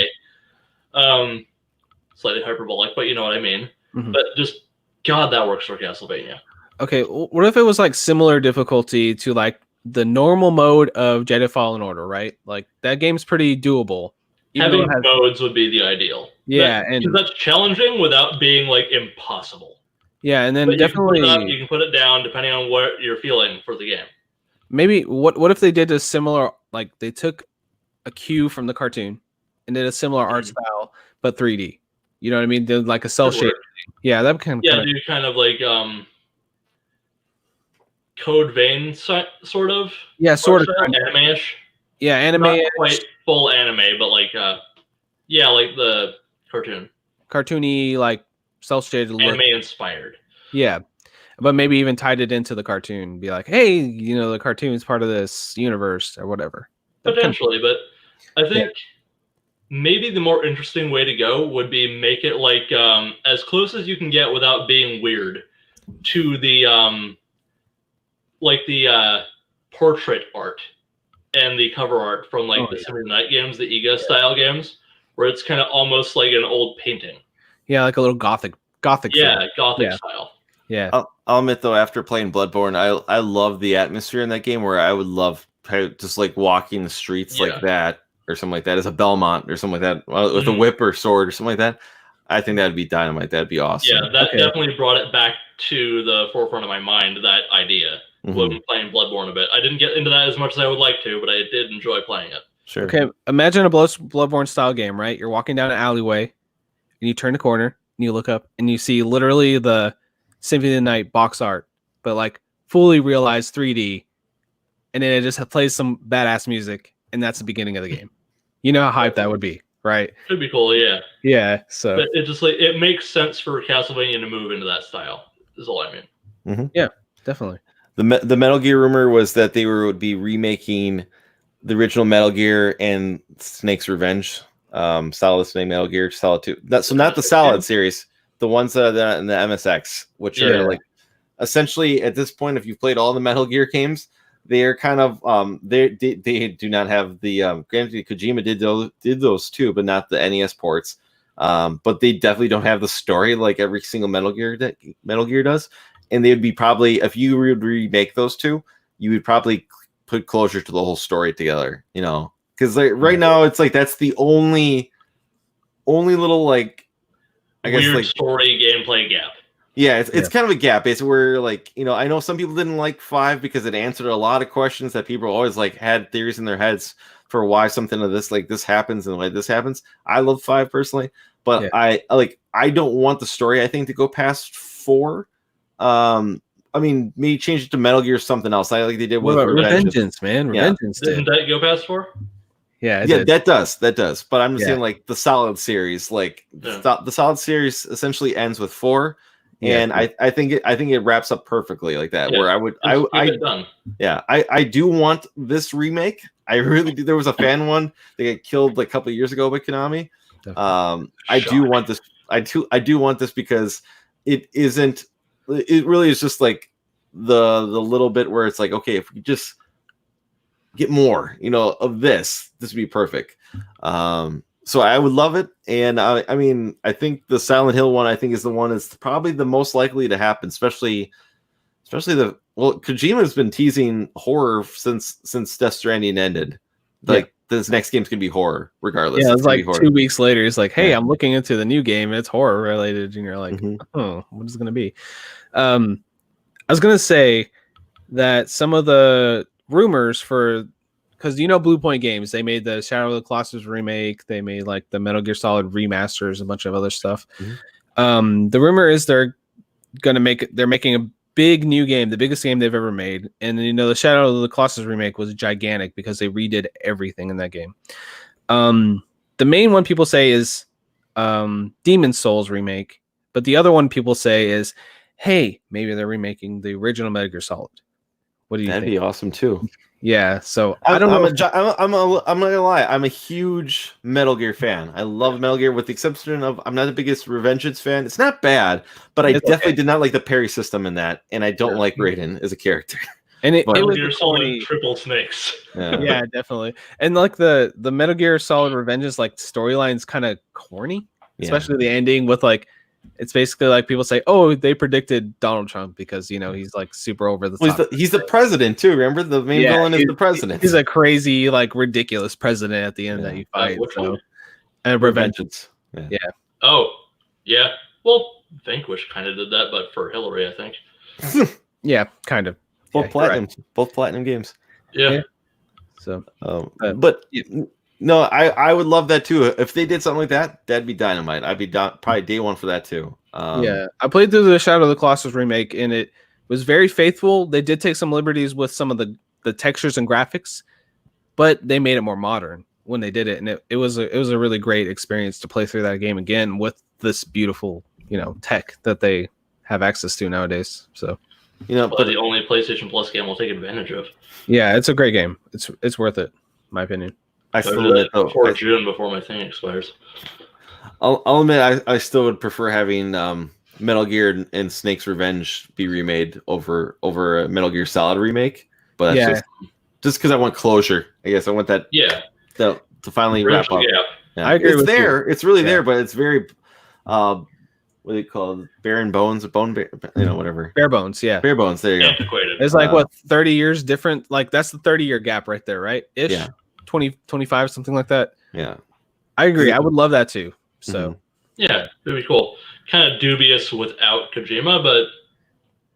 Well, he's allegedly attached and everything to a legend. All these rumors, these are just all, but these are going back. There was a guy this week who put out something saying like, "Hey, I got the source" or something like that, and blah blah blah blah. But this has been going back. This goes back all the way to like December of last year. That this news has been trickling back to probably even when Josh mentioned Kojima started teasing is I'm making a spooky game next. So yeah, he was like showing like David Lynch movies and like, hey, look at these books I'm reading that are super spooky. Guess what? I couldn't finish this one because it was too spooky. Yeah, that's what it was. That was you're right. Yeah, I remember that. But I don't know. How about we just talk about the game of the month real quick, or quick save club because Josh, you're playing that, and let's just do portable real quick. Because I'll admit I don't have any more of my LED. We'll bring that up shortly. LCD here. Games, right? They're playing crappy LED games. I think they're called here. LCD. What's up? LCD? Is it? LCD. Yeah, it is LCD. I had a whole bunch of those because, like Bill, I know Bill was mentioning, I think a week or two prior on STC that he had those a lot because his parents wouldn't buy him a Game Boy. That his parents would constantly just buy him the crappy Tiger Electronic ones, and that's what I got. So I never had what's it called, like I had Darkwing Duck for that. I had the Turtles one, that was a long green one. I think I had Street Fighter. I might have like that, but don't have any more of those. I know I have like a Sonic one that might be in my parents' house, but like it literally is so shitty. And I know the original or the McDonald's ones. McDonald's ones. I think that might. I've got a couple of those. I've got the Sonic, and I think I've got the Tails. I don't have the Knuckles one. I think there's just like one or two buttons on it, or something like that. Yeah, there's two buttons. Dean said he's broken out the Crash Bandicoot and Spyro McDonald's lineup, which I didn't even know was a thing until a little while ago.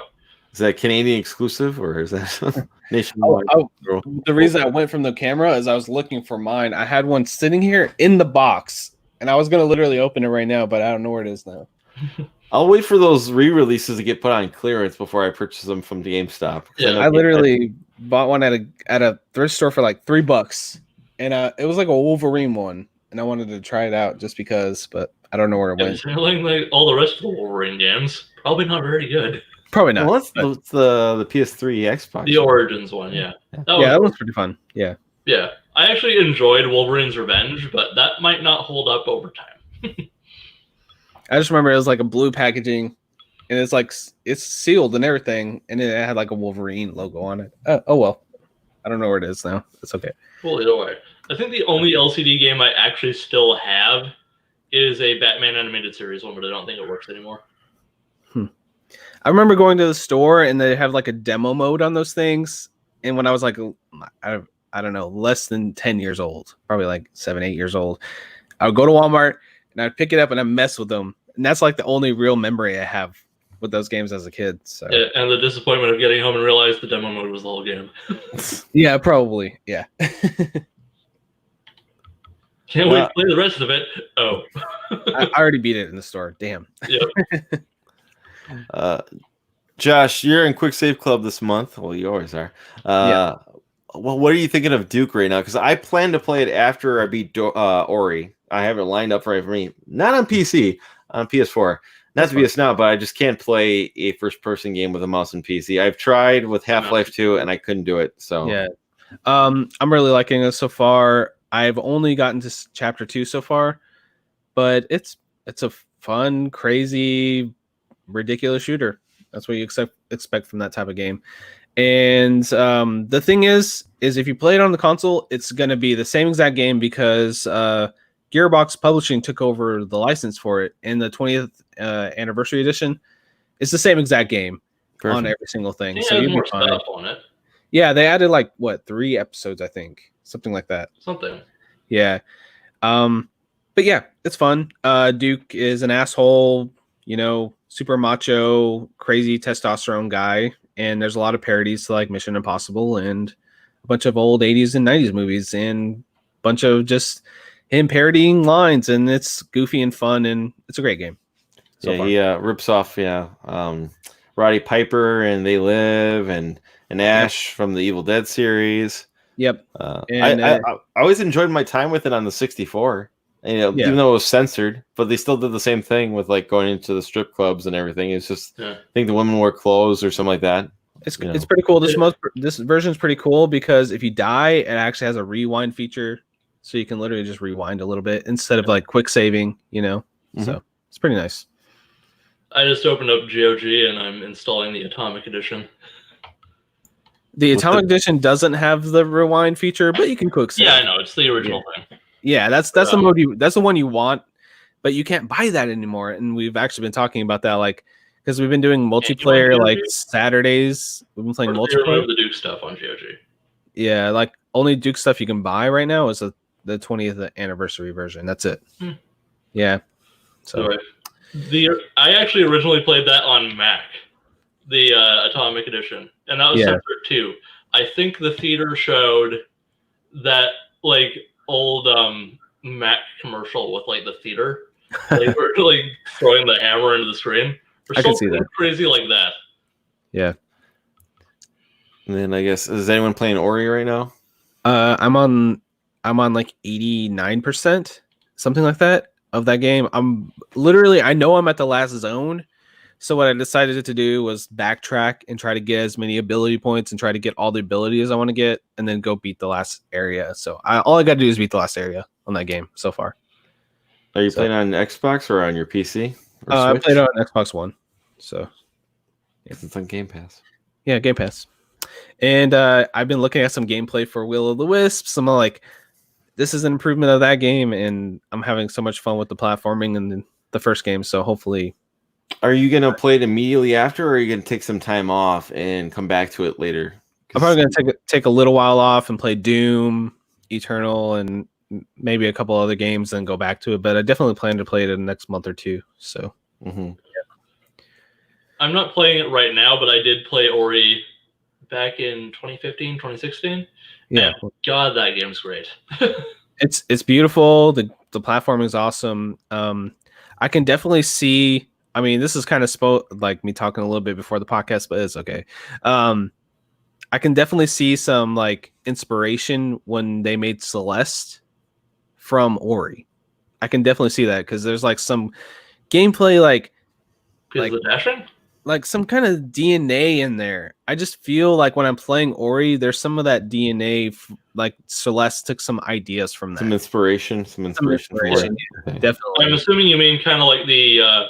Like when you do the dashes in the air and you climb up the different walls and you're trying to get around like that. Yeah, just some kind of like the cool like platforming challenges that they have. I just feel like when I'm playing, I played Celeste so much, and then I'm playing Ori. I just feel like I'm in my element because I'm so used to that. It feels so. It's not insane, but I feel like it has that DNA in there. Which, Yeah, I can see it. So I have a couple of minor gripes for Ori here.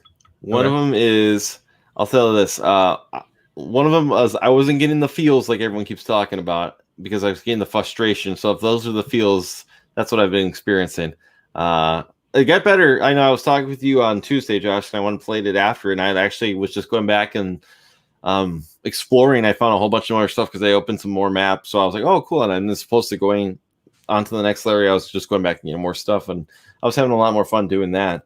But I've done this a couple times where besides dying a ton. But the one thing like I've noticed in for the way they tell the story sometimes is it's that Jabba the Hutt voiceover, kind of the whatever. It's always kind of that going on, and it's got the text that goes by.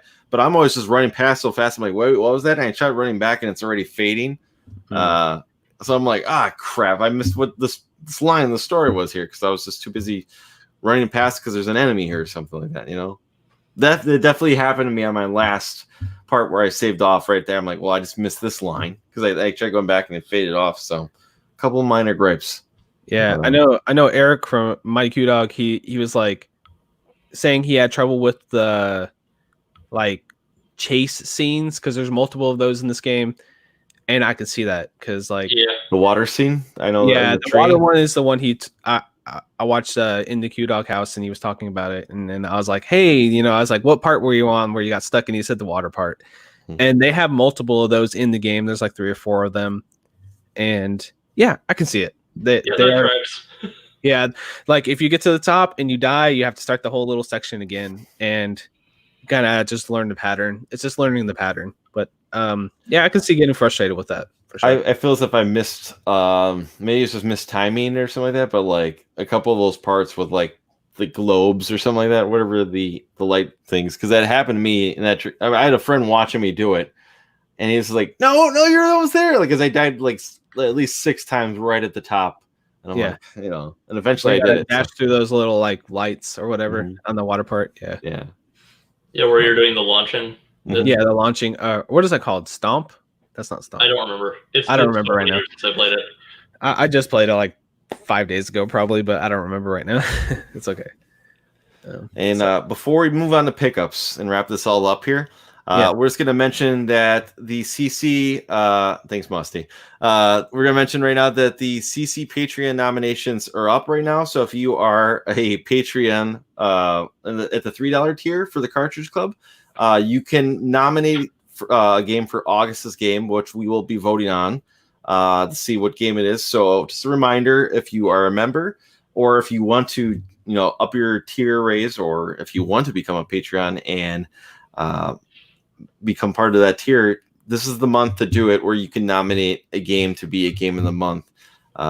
This will not be the one, your game will not be judged next month, I believe, where we will decide what August's game, but you can at least have the nomination this month for next month, I guess. Kind of, this is like early March Madness, I guess, if you will. For nominate which games end up being in the poll later.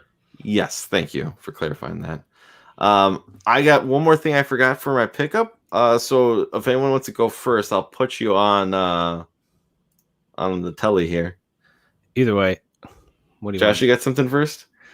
Sure. I'll share my screen and show some of my digital stuff, and then I'll show you my one big physical thing. Sure. I'll be right back, but I'll let you take the lead here, okay?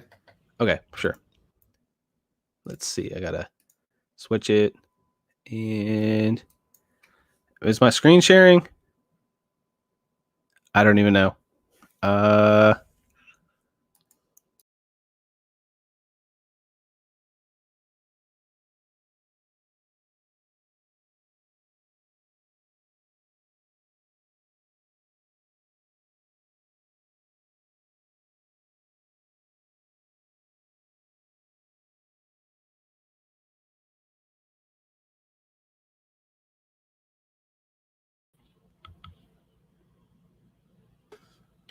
I think we lost Josh for a second there. Yeah, I went to screen share and it stopped. hold on. Let me try this again. Sure. Screen share. Hold on, I have to add it. Hold on, I have to add this to it. There you go. There it is. Okay, cool. You might see double image, but here we go. Here, let me full screen it. Let's see what I got recently on Steam. This is a weird thing, because apparently they have a GDC where you can do demos. I downloaded a couple demos here, and then I bought Besieged, which I'm looking forward to your playing. main library page because it'd probably be easier to show that way. Library. Okay, click on it. There we go. Besieged. This is kind of like not as fun as physical stuff, I'm sure, but it's okay. Yeah. And then I mean to play this soon, and I haven't played it yet. And then I got Kentucky Route Zero recently, Piku Niku, and I was going to mention on the Epic Game Store here, they have. I don't know if it's still going on. It's not a short hike. Yeah, short hike. Yeah. Here's a way you can get that. Also, you can go to the Humble bundle, and you can get their Humble Choice for the month, and then you get access to the Humble Trove, which is a bunch of DRM free stuff, and a short hike is in there. Okay, I'm gonna grab my big physical thing, which some people have seen on Twitter, I'm sure, but let me grab it real quick. It's over here. Shorts, nice shorts. A shorts hike.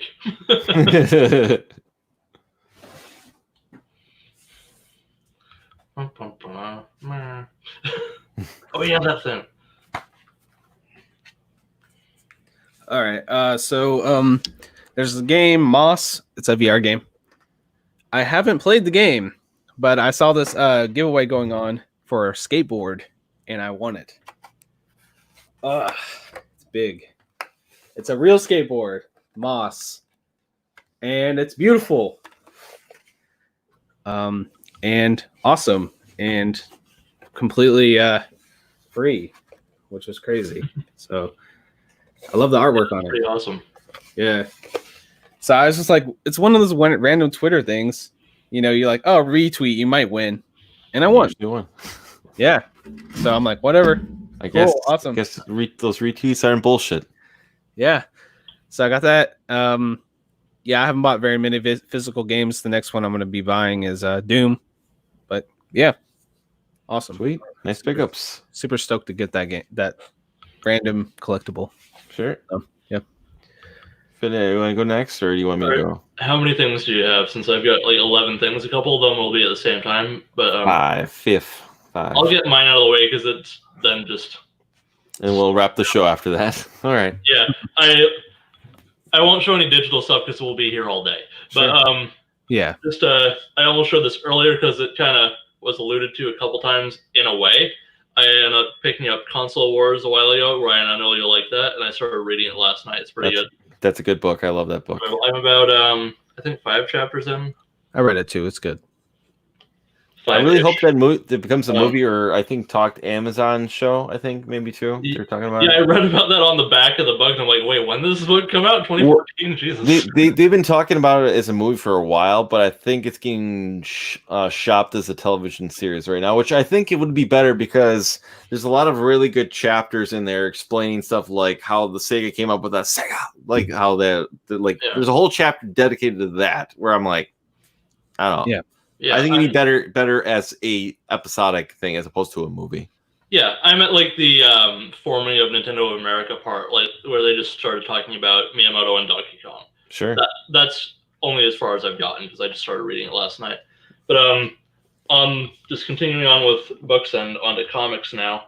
I got a bunch of stuff, but I'm just doing highlights because it's like stuff from like December all the way back to December. But I got the manga Planetes, both volumes of it. This is really thin space to show my stuff, but either way. Right, hold on, hold on 1 second. Good. Yeah, anyway, so I've read the first volume of this, and it's really freaking good. So I won't get into more than that. They're basically like space junk collectors is where it starts off, which sounds kind of weird, but it gets into more than that, and it's pretty good. Worth checking out. But on a much more mainstream note, this is definitely back in December. I got the House of X hardcover, and this is a weird one. This is definitely the weirdness of this book was not understated online when it was coming out. No, so it's weird. So is that one got both House of X and Powers of X in it, or is it just House of X? It's House and Powers. It's the whole thing. And it probably didn't one series, but they alternate. Yes, and as I say, it wasn't always House of X1, Powers of X1. It was like one. It would go like sometimes it go like 1, 2, 2, 1. Technically, it's Powers of 10. Yeah, I know, but Power of 10. Yeah, I know. I'm gonna call it X though, regardless. Yeah. I know. Who cares? Mm-hmm. Ron Hickman. That's the only one who cares. Yeah. I enjoyed it though. I enjoyed it. Did you finish it or no? Yeah, I did. Parts of it are kind of incomprehensible. Most of it's on Marvel Unlimited now, by the way, if anyone wants to check it out that way. You don't have to get the hardcover. That was just the most expedient way to get it all at once. That was the reboot of the X-Men that they did last year. And, which I think was kind of needed. I think it was kind of needed for it. So yeah, it got a little weird the last couple of years. But God, the twist in the middle of this. So good. There's some really, since now after that ended, they relaunched the X-Men where it's no longer Uncanny, it's just straight X-Men. Yeah, and there's Marauders and X-Force and everything.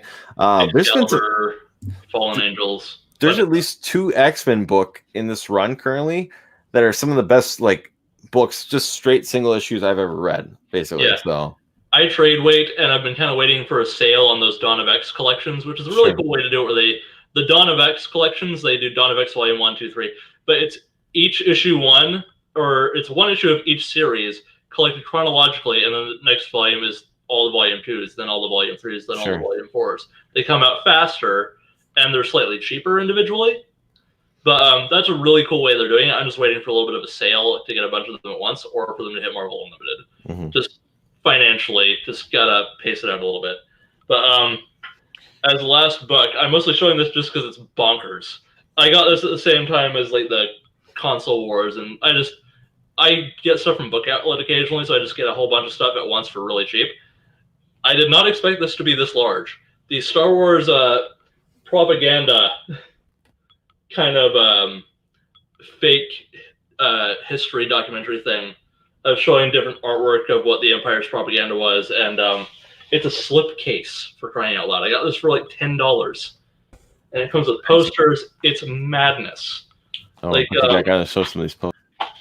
They have a bunch of them online on Book Outlet, so you can probably get it for really cheaply and just really easily. You might not want to order things right now, but it's just a really interesting thing.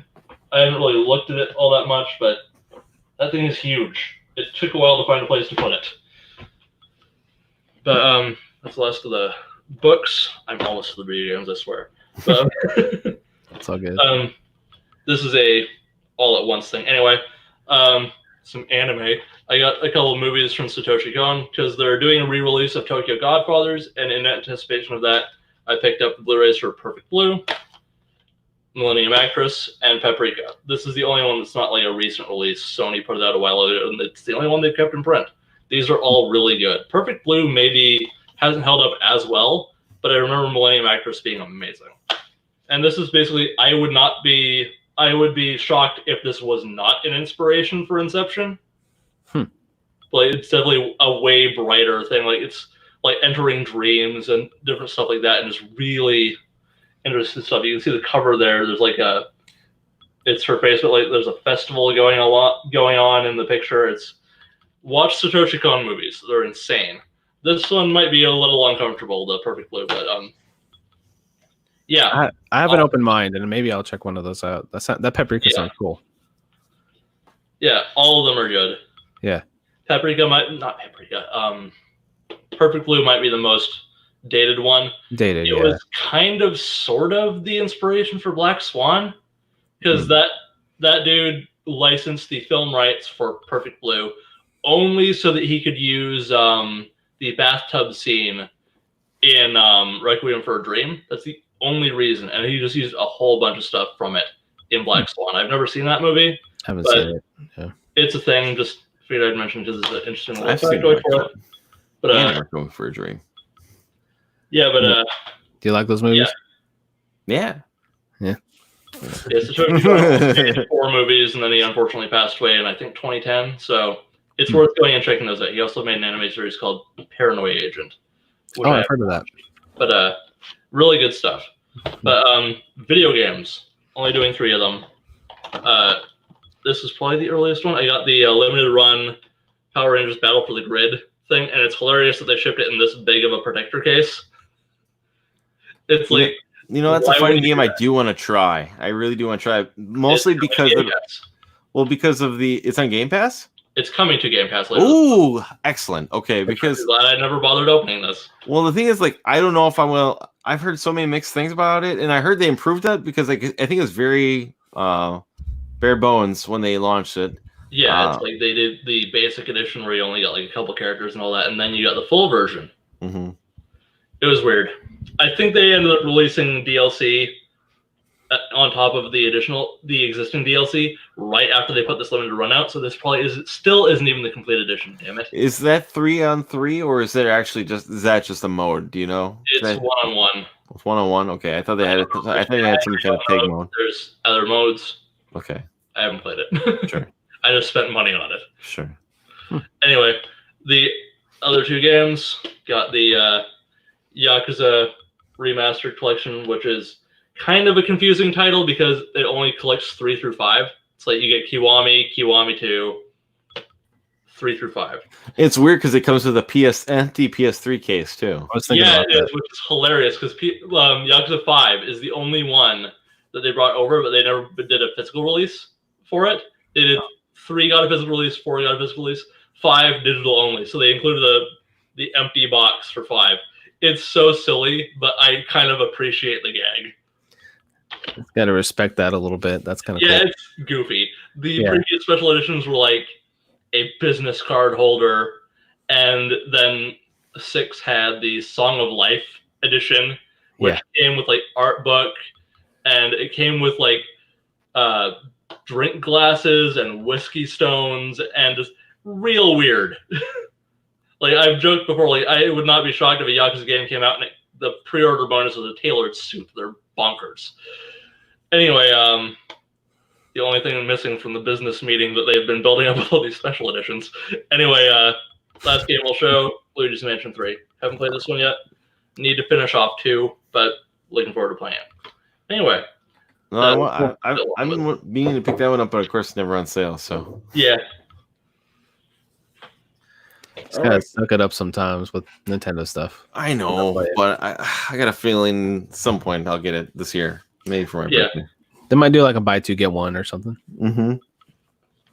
So for myself, like I mentioned earlier, I stopped at Half Price Books on Sunday. It's probably my last day adventuring out in the real world without having to get groceries or something like that. And I ended up picking up a few trades because of there being 50% off. I did go Saturday, so I got 2 on Saturday and then 2 on Sunday. So these are the ones I got. So I'll just minimize real quick here. I got Batman: Death of the Family, which I actually like better than Quarter Owls. I know a lot of people like Scott Snyder's run on Quarter Owls is highly praised. I like this story arc actually better, which followed directly after Quarter Owls. I got by Frank Miller, The Man Without Fear, Daredevil. I've never read this one. I actually owned a couple of books when I was a kid in the series because my grandma used to give me this box. There was like 100 comics, and it was just a lot of number ones, like a lot of 2099s and some other junk books. But I remember there's a couple original covers from that were in there. I picked up Watchmen, which I've read before. But online digitally, and then I bought The Dark Knight Returns, another Frank Miller book. So I picked up these 4 trades, 50% off. Each book was $5 or less because of them being 50% off. This one was $3.50, and then this one, each other one, like this one was $4, and then these 2 were about $5. So yeah, Death of the Family is a really good story. Yeah. I really enjoy that one. I thought it was really good. Scott Snyder's entire run is fantastic. One of the other pickups that I didn't show was the volume 1 of the omnibus edition for his run. Oh, cool.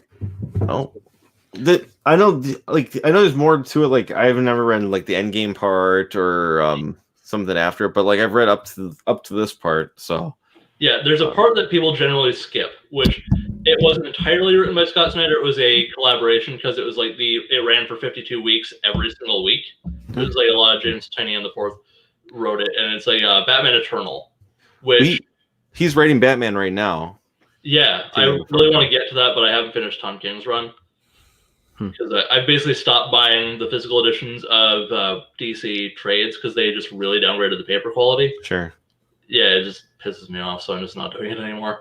I'll admit, I don't mean to interrupt either. I really like the Batman run going on by James Tynion that he's writing right now. I know he's building to this Joker War story or something like that, but it's really, really good. I know that there's a lot of hype.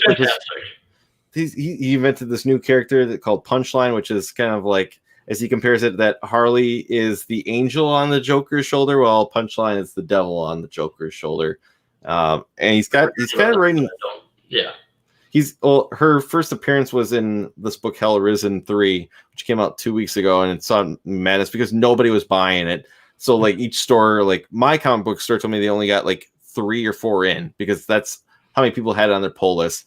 So like nobody, and that's everyone's going bonkers because of that. And her first, I think, full appearance is supposed to be the next issue, number 92. So, but like I said, she's kind of like you said, like market is the devil on Joker's shoulder. But I'm really, really enjoying his run. I know he's really got I like, I guess, what he's doing with the Joker, making him very, very evil. And not just saying he has to be evil. I like the story build that they're doing for it right now. I think it's really good. And then my last thing I bought, that should shock some people here, people who will listen back on this here.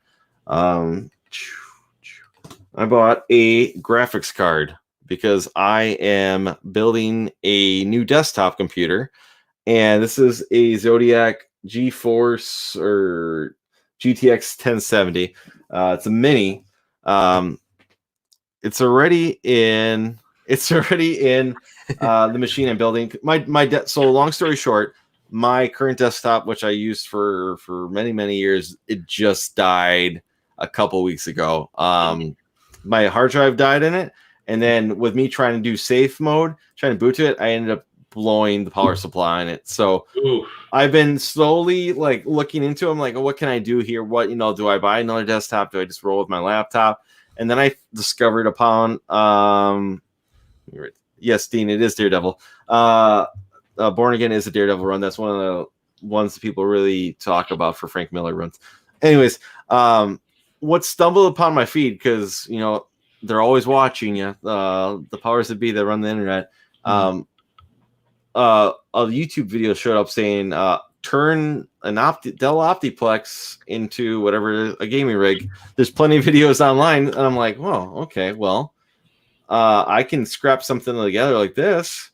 So I've been slowly just selling duplicates off I had of like NES cartridges that I bought at thrift stores that I've never sold, that I've held as trade bait, and I never end up selling. So I just put them all up on eBay, and I've sold a bunch of that stuff up, and I put up some other stuff that I've just obtained through thrifting, just sold it straight up on eBay because I'm like, why am I holding on to this? I meant to sell this on eBay. I just haven't done it. Maybe just because I forgot after I moved. So I put up a bunch of stuff. I sold the stuff. I had to find a graphics card that I wanted to A, be powerful enough, and B, fit into my Dell Optiplex, and this hit both categories. So it's used, but it should be pretty good. And then I upgraded from i3 to an i7 in the Optiplex. It's got 16 gigs of RAM. So I've been just building to it. I'm waiting just for the hard drives to arrive, and then I will. That was the thing I mentioned earlier, that I thought my order was going to get delayed because Amazon put a thing saying medical supplies come priority over everything else at their stores. I had a couple of gift cards from Amazon. I was like, why am I holding on to these? Let's just get some of this, get something so I wanted to make a gaming PC or a new PC for as cheap as possible. And this should do it. And I should have the ability to the draw, I guess, of having free games from like games Epic, and Steam doesn't have free games, do they? But occasionally, but not a regular thing. But in the event that there's a good sale, I can always just jump on it or something like that, or try my Game Pass Ultimate on this PC for that. Big GOG sale going on right now, by the way. Yeah. Well, hopefully that damn hard drive will get here in a day or two. But you can get stuff ahead. I know. But anyways, that's the goal right now. I'll at least have a desktop back, and I can actually have the option to game on it if I so choose. I don't expect myself to be a big PC gamer, but I at least like having the option that I can. Well, I think a 1070 is a pretty good, like, it's not like high end, but it's not like low end. It's like good enough to where you could do some decent stuff on there. Yeah. Honestly, it's probably comparable to my 1660. Yeah. And I've seen some videos where people are like, yeah, it plays modern games, So I'm like, great, good enough. How many gigabytes is the card? What's up? What's the gigabytes on it? What's the gigabits? what's the teraflops? This is 8 gigabytes of You're more than good, man. Yeah, mine's 6, and it runs pretty much everything. I'm dubious on what it'll do with Doom Eternal, but yeah, like if you played Doom Eternal, which I doubt you're going to play on modern, you probably have to crank it down a little bit, but you'll still be able to manage. I am questioning though, do I buy a gaming monitor? Because here's the thing: right now in this office, my kind of what my ideal is, I kind of want to make this maybe into a little stream room right here, okay? Because my router's right here. Granted, right now I'm using it for work. This is my layout, my desk where I have my 2 monitors right here, and then I put my work laptop right smack dab in the middle right here. And I work and I can remote in people's machines and great. But I have this desk here and it's got these little hidden compartments where I can probably put a console right here. I'll show you real quick so you can give you a little tour. I could probably put it on this little drawer right here. I know, granted, I got some cords, but I could always probably run some cords back there. And I'm thinking maybe what I'll do is just swap, like, okay, maybe I'll stream a PS4 game today. Pull out, put you right there, put you back here, close it up, and then I'll have it hooked up to new desktop, which is the storage area to my right over here. And I think I'd just like to keep things neat and clean. And this way I would have, I can have my monitors right here for like whatever, Twitch chat or something like that. But then I'm like, should I get a higher res monitor, like 144 hertz monitor? These are things I've been thinking about. So, because I don't know, I honestly don't know what the hertz ratio is on these monitors. I just bought them because they were $100. They're probably like 6P. Probably. Yeah, I would say the 144 hertz is worth it. I have an LG something or other 1080p, 1 millisecond latency, whatever the hell, and the 144 hertz. With the card you got, as far as I can tell, I'm not a PC parts expert in any way whatsoever. I barely remember what the specs of mine are, and I just got it a couple months ago. But I've been able to run basically most older games at the 144 hertz, and it does make a pretty good difference. And I heard that's the way to go over 4K. And the main reason why is because your distance ratio to where you are, like with let's say even a 27-inch sitting this close ain't gonna make that big of a difference.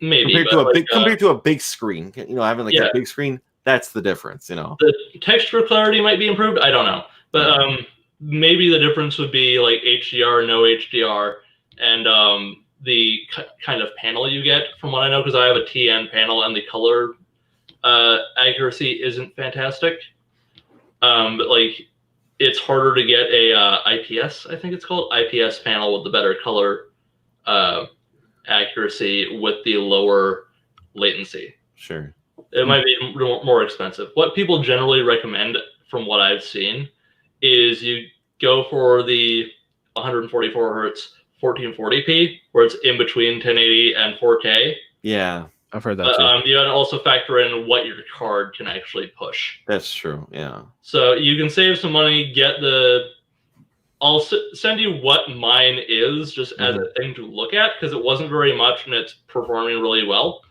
And you're not going to get any like adjustable stand or anything like that, but it's a very good mid-range 1080p 140 hertz monitor. Yeah. So I mean, like I said, I just been looking into this basically. Not saying I'm jumping out tomorrow, but just looking into the 144. And from what I hear, people like go 144 over 4K monitors. So I'm like, okay, just look from one of done research wise. It's cheaper.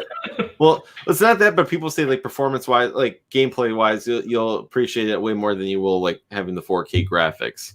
And I'm like, okay, well, like that's I did a lot of research finding what graphic card would work for me, and I like I literally for like 2 weeks was looking at graphics cards, which one should I go with, and I decided on this one like after doing lots of research. I'm pretty sure I still see 1070s in the like frame rate tests on the Digital Foundry videos, so you're pretty good on that. I have a 6 gigabyte card. 8 gigs will probably decimate everything. There was the 1080 Ti, where but that's like almost $80 to $100 more, and I'm like, you know what? I'm not trying to have a super. This is just a makeshift desktop, so I have another desktop computer, and I like the option of having a game on it. I'm not trying to build some kind of super gaming PC. That might be somewhere futures down the road. Yeah. This is just something nice to have, I guess. So. Yeah. Actually, I wouldn't even recommend doing a super PC right now because the consoles are going to be coming out. Exactly. And I'm excited to see what those do to PC components and their prices, because they're going to be making a lot of features that are high-end on PC standard for consoles. So like 2 years down the line, I'm interested to see what the cost of that's going to be on PC. I did not mean to rhyme there, but screw it. Anyway, but I will say, for the sake of it, just because I'm not trying to make it like get super into PC gaming thing. That was me a couple months ago. And now that I've been on it, I'm like, God, I wish I threw another $500 into this setup. That's right, Steven. We are back. We're back. We're back. Hangouts is back. I honestly, so I forgot I had one more pickup because I had it to the side here. This was a gift from a friend because he double bought it. It's a limited run game. I still know nothing about it, but he's like, hey, you want a free game? I was like, sure. Local friend, is it because I let the gray out? I no longer dye my hair. I should do that as a pickup. Or no longer dye my hair, and giving that up after a few people recommended I try it out and got a few compliments. So the gray is out, But, looks good. Thank you. Yeah. One more thing. Like I said, I know nothing of this game really. It was just, I'm not gonna turn down a free game. If someone's gonna say, hey, you want a free video game? Yeah, I'll take a free video game. You want a free game? No, screw you. What are you gonna say? So it's for the Switch, and it's called Gunvolt Chronicles Lumious Avenger X. I'll show it real quick here. Zoom tight. So yeah, it's yeah, I wonder what genre that could be. A fast-paced, stylish 2D action explodes onto the scene. So sounds pretty anime. Yeah, I think he was comparing it to like Mega Man. He was saying it's kind of like a Mega Man game. So okay, that sounds fun. So I'm surprised it's not an RPG or a shmup. It looks kind of more like Mega Man X from like the pictures in the background here, but yeah, okay, he's saying it's a Mega Man ZX developers who made this game. Okay, same genre idea. Okay, cool. So because he's like, you like Mega Man, right? I'm like, yeah, I like Mega Man. He's like, well, here you go, free game. I'm like, thanks. So yeah, why turn it down? On that note, especially since you're doing the PC, go grab that Capcom bundle. Just go get it. Yeah, how much was that bundle again? It was like $20. The top tier is 20 Canadian, so it's probably like 15. It might be 20 US. It might have been 20. I think it's 26 Canadian. Yeah, was it on Steam or Epic? Steam is the redemption codes. It's on Humble Store. Oh, okay. So then they just give you the keys. But it's got. I'll just pull it up and tell you what's in it. Sure. You want to share your screen or no? Dean said ZX actually. There's no need.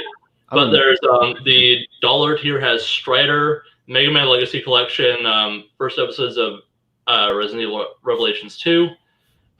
Second tier, Mega Man X Legacy Collection 1, Resident Evil 0 Remaster, Revelations, the rest of Revelations 2, coupon codes for 50% off RE2, which I can give to someone, and Devil May Cry 5. Then the top tier has Mega Man 11, Street Fighter 30th Anniversary Collection, Dragon's Dogma, Devil May Cry 4, the original Resident Evil HD, and Dead Rising 4. Cool. And it's like $20. So I thought about getting that just for Mega Man 11, and then it's like the rest of the bonus. Honestly, I can do all of this and just give away one of the codes, and I can probably give away Dead Rising 4 because I just don't care about that. But there's 2 things in this whole bundle I didn't care about. And there's also all in-game rewards unlock code for Resident Evil 2, but nah. Yeah, that's why when you get into like digital gaming, like especially with this type of stuff, it's like, yeah, I got like 10 things if you buy those bundles. So yeah, especially like humble. What is it? Humble Choice now? Yeah, it's Humble Choice. Yeah. It can be a little hit or miss, the selection of games now, but usually it's worth it. Like it was worth it last month just to get Okami HD, really, for me at least, because I don't care about Frostpunk and whatever the other ones were, Plains something. This month I might pause, but I haven't done it in a while, but I was doing it for a few months there until I couldn't spare the extra whatever money it was. But yeah, it's got my friend Pedro, Planet Coaster, and F1 Yam. Oh, I love Planet Coaster. That game's I'm just gonna skip the ones that most people haven't heard of. There's Battle Chasers in there, Turok, and 1980X. I've heard good things about 1980X. That's another Mega Man game. Yeah. That's like the only one in there that's like, oh, I really want to play that. Oh, 1980X is that one where you go to the arcade, right? And yeah, I think so. Yeah, that's cool. But even if you don't like every game they have on offer for the actual month itself, it's worth getting at least 1 month of it to get the Humble Trove, because it's over 90 games that are DRM free that you can just get. So it's a lot of older stuff, but like one of the choices for this month is Etherborn, and they just put that in the trove, which is weird because I just don't even have to pick that anymore. But they've got Snake Pass in there. They've got some older Star Wars games. They've got a Short Hike, as Josh mentioned. Yeah, I don't like Indiana Jones, Fate of Atlantis, Trine. Oh yeah, the Indiana Jones games is highly rated. Yeah. Which game?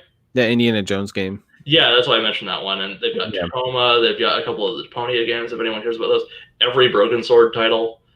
Amnesia. Just a whole bunch of different things in there. Like, even if you don't like half of them, you'll get a good value for 1 month of that. Yeah. So Dean did ask the question, when's the next Hangout? So I'm going to say this right now. We're trying to make Hangouts once a month.